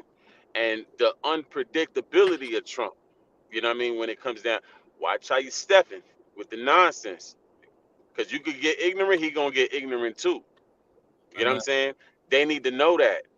Biden is too predictable. They know he ain't no threat and he trying to step on toes. For real. That's dangerous. Oh, that's very dangerous. You know what I'm saying? That's why they said the waters. That's one of the reasons why they said they made JFK rest in peace, but they said that he was announcing that he's pulling motherfuckers out of Vietnam by the hundreds of thousands. But he also did say he wanted to go after, and I quote, the Illuminati. Iranians. He said I want to go after a shadow government, but the shadow government, the Illuminati, the organized crime with the mafia. He said the mafia. Oh, you talking about JFK? Oh, that's what I'm talking about. Yeah. No, is that what you? Yeah, I'm talking about JFK when he go on YouTube and find this clip. Yeah, no. Yeah. Sure. Well, they said that part of the conspiracy theory is like how you said about the mob is he made his runnings something about the unions, localizing. Yep. Hell yeah, the Kennedys were in bed with the mob for sure. 100%, bro. Bootlegging funded his campaign. Yeah, who was running bootlegging back then on a major? And who was on a major level? So you can't step on your constituents, but. And it was really his brother that was doing it, but he was kind of still. Soon as the guy they're working with had a brother that was a president, they were like, yeah, this is what we're gonna do, and he was like, nah, we're not doing that. And then as soon as he wasn't playing ball, it was a wrap. 100%. Yeah, you know what I mean. But he came out there trying to out the mob, though. He was like the mafia. The election is really going on right now. Yeah, you know what I mean. you know, just in a hypothetical way. It's going on right now. You know what Yeah, I'm you saying? ain't lying. So when you see all these, you know, you see Trump doing what he. First of all, he washed them in the debate. You know what I'm saying? Then on top of that, you know, you know, he survived the shots. You know what I mean? Yeah, he's Came going back out. up. What's one thing that you after he Look. got convicted of them 34, the nigga raised so much money that he ever raised in his campaign. So it's already been in the books that he was already gonna win, bro. Elon Musk just donated $45 million to his campaign. Boom. You know what I'm saying? I tend to trust Elon. That's what I'm saying. Biden canceled his presidential run for the moment, and Trump still came out to the Republican convention with the patch on his ear, had everybody in the crowd wearing the patch on their ear. You know what I mean? Damn. So they ride. That's death row. They riding with him. You know what I'm saying? You know. And at the end of the day, you know what I mean? You looking flabby and sick out here, Biden. You know what I'm saying? He hit him with the Machiavelli, bro. Hey, I'm telling you, flabby man. and sick out here, man. Hey, you need to tell people. Oh, snap. Hey, Peacock. I have to keep the record straight. With my AK, I'm still the thug, nigga. You love to hate. Nigga, I hit him up. Hit him up. You know? Five shots blew past him. He took one and smiled. You know what I'm saying? Like, you know, like, you know what I'm saying? Back out here. The charges, you know, in and out on bail. You know what I mean? Charges getting dropped. You know what I'm saying? Sure in the hell You know, Elon Musk put the bag behind him. You know what I mean? Elon let him get back on Twitter too. Another thing, the other motherfuckers be trying to silence these motherfuckers, like how we is right here. Why we can't do certain shit on what we on right now? Motherfuckers tried to silence people on social platforms. On these social media, yeah. Come on, man, trying to silence one side of the argument. You know what I mean? Which, exactly. like I'm saying, I ain't either side, but man, everybody should be able to say what the fuck they want to say, bro. Yeah, so you know, and you look at the rundown with Biden. You know, you lost the debate. You know what I mean? You canceled your campaign trail after Trump got shot at. You know what I'm saying? You caught COVID all of a sudden. You know what I'm saying? You're looking sick out here. You're mumbling words. You're saying dumb shit like black job is Kamala Harris, and the black vote is failing because I can't walk through the projects on foot. And we don't need you to do all that. You know what I'm saying? So 100%. you know, I mean, you're looking weak out here, my boy. You're looking weak. But you know what, though, so, bro? That shit didn't happen overnight, though. This motherfucker been Sleepy Joe.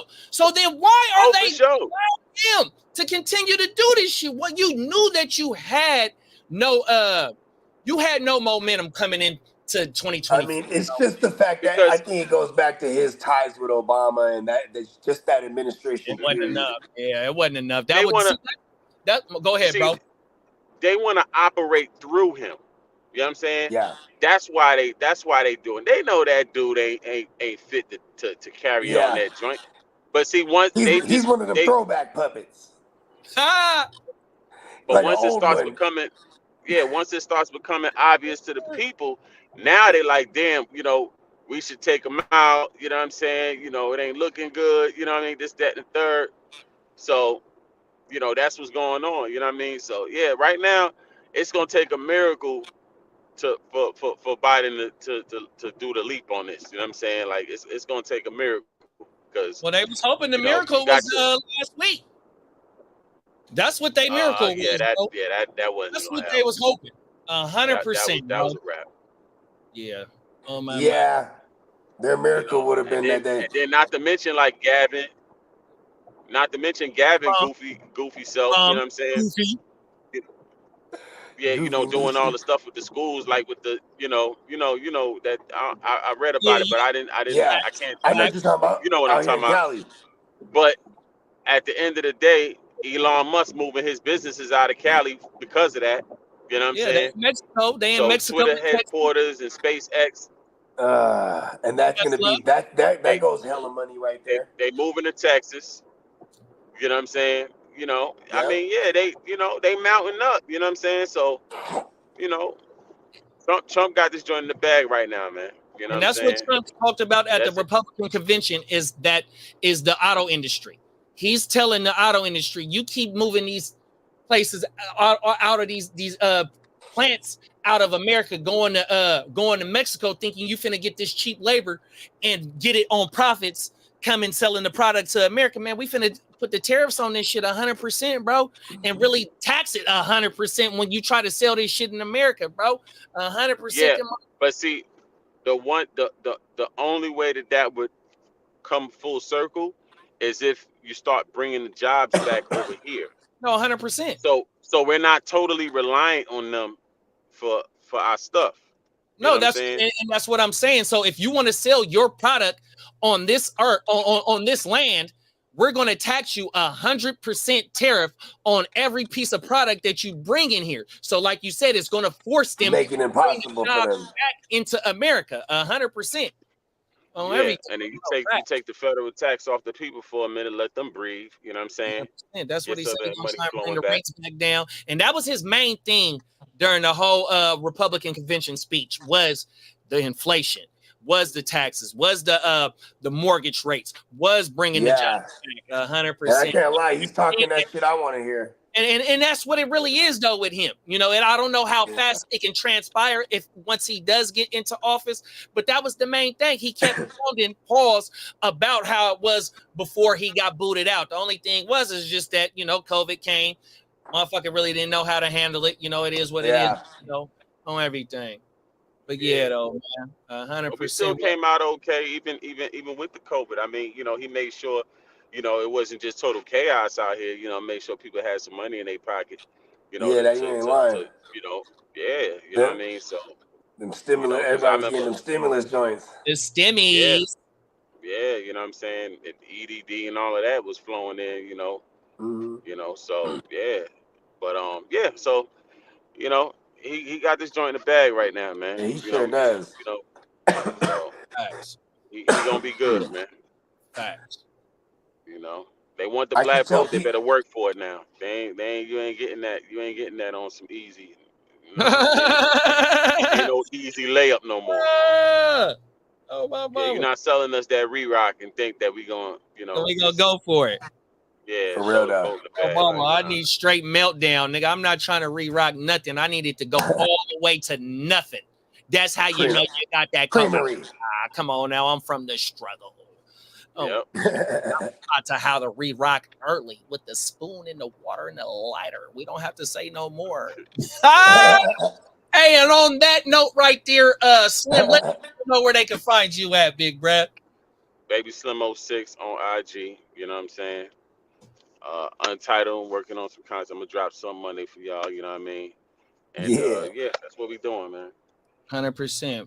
Bogey, one more time, big bro. Man, you know, sometimes shit be flying over, motherfuckers. Oh, yeah, you already know, bro. New viewers in here, man. Let them know, big bro. Yeah, man, you already know Bogard scot-free. You can check out anywhere you consume your music. You know what I'm saying? The EP's called OMW. The album's called Bruce Wayne. Check me out, Bogard scot-free. Got a group project dropping on the 30th of this month. So be on the lookout for that. And check out everything we got coming at the Gen Wealth Net on YouTube. Hey. 100%, bro. I'm going to double back on what Bogey and Slim said. Untitled coming up here pretty soon, 100%. In the kitchen cooking, 100%, bro. Bogey, Gen Wealth, 100%. You know, I'm a part of that shit. Every show that's coming up. Let's go. Guest appearances and weekly spots on the staple shows over there, 100%. Yeah. He's on the you a flagship member. You a Gen Wealther for show and a playmaker. Bro. Come on now, man. He's a staple here on this channel, 100%. I led off. He's the first one to bring us on a different platform.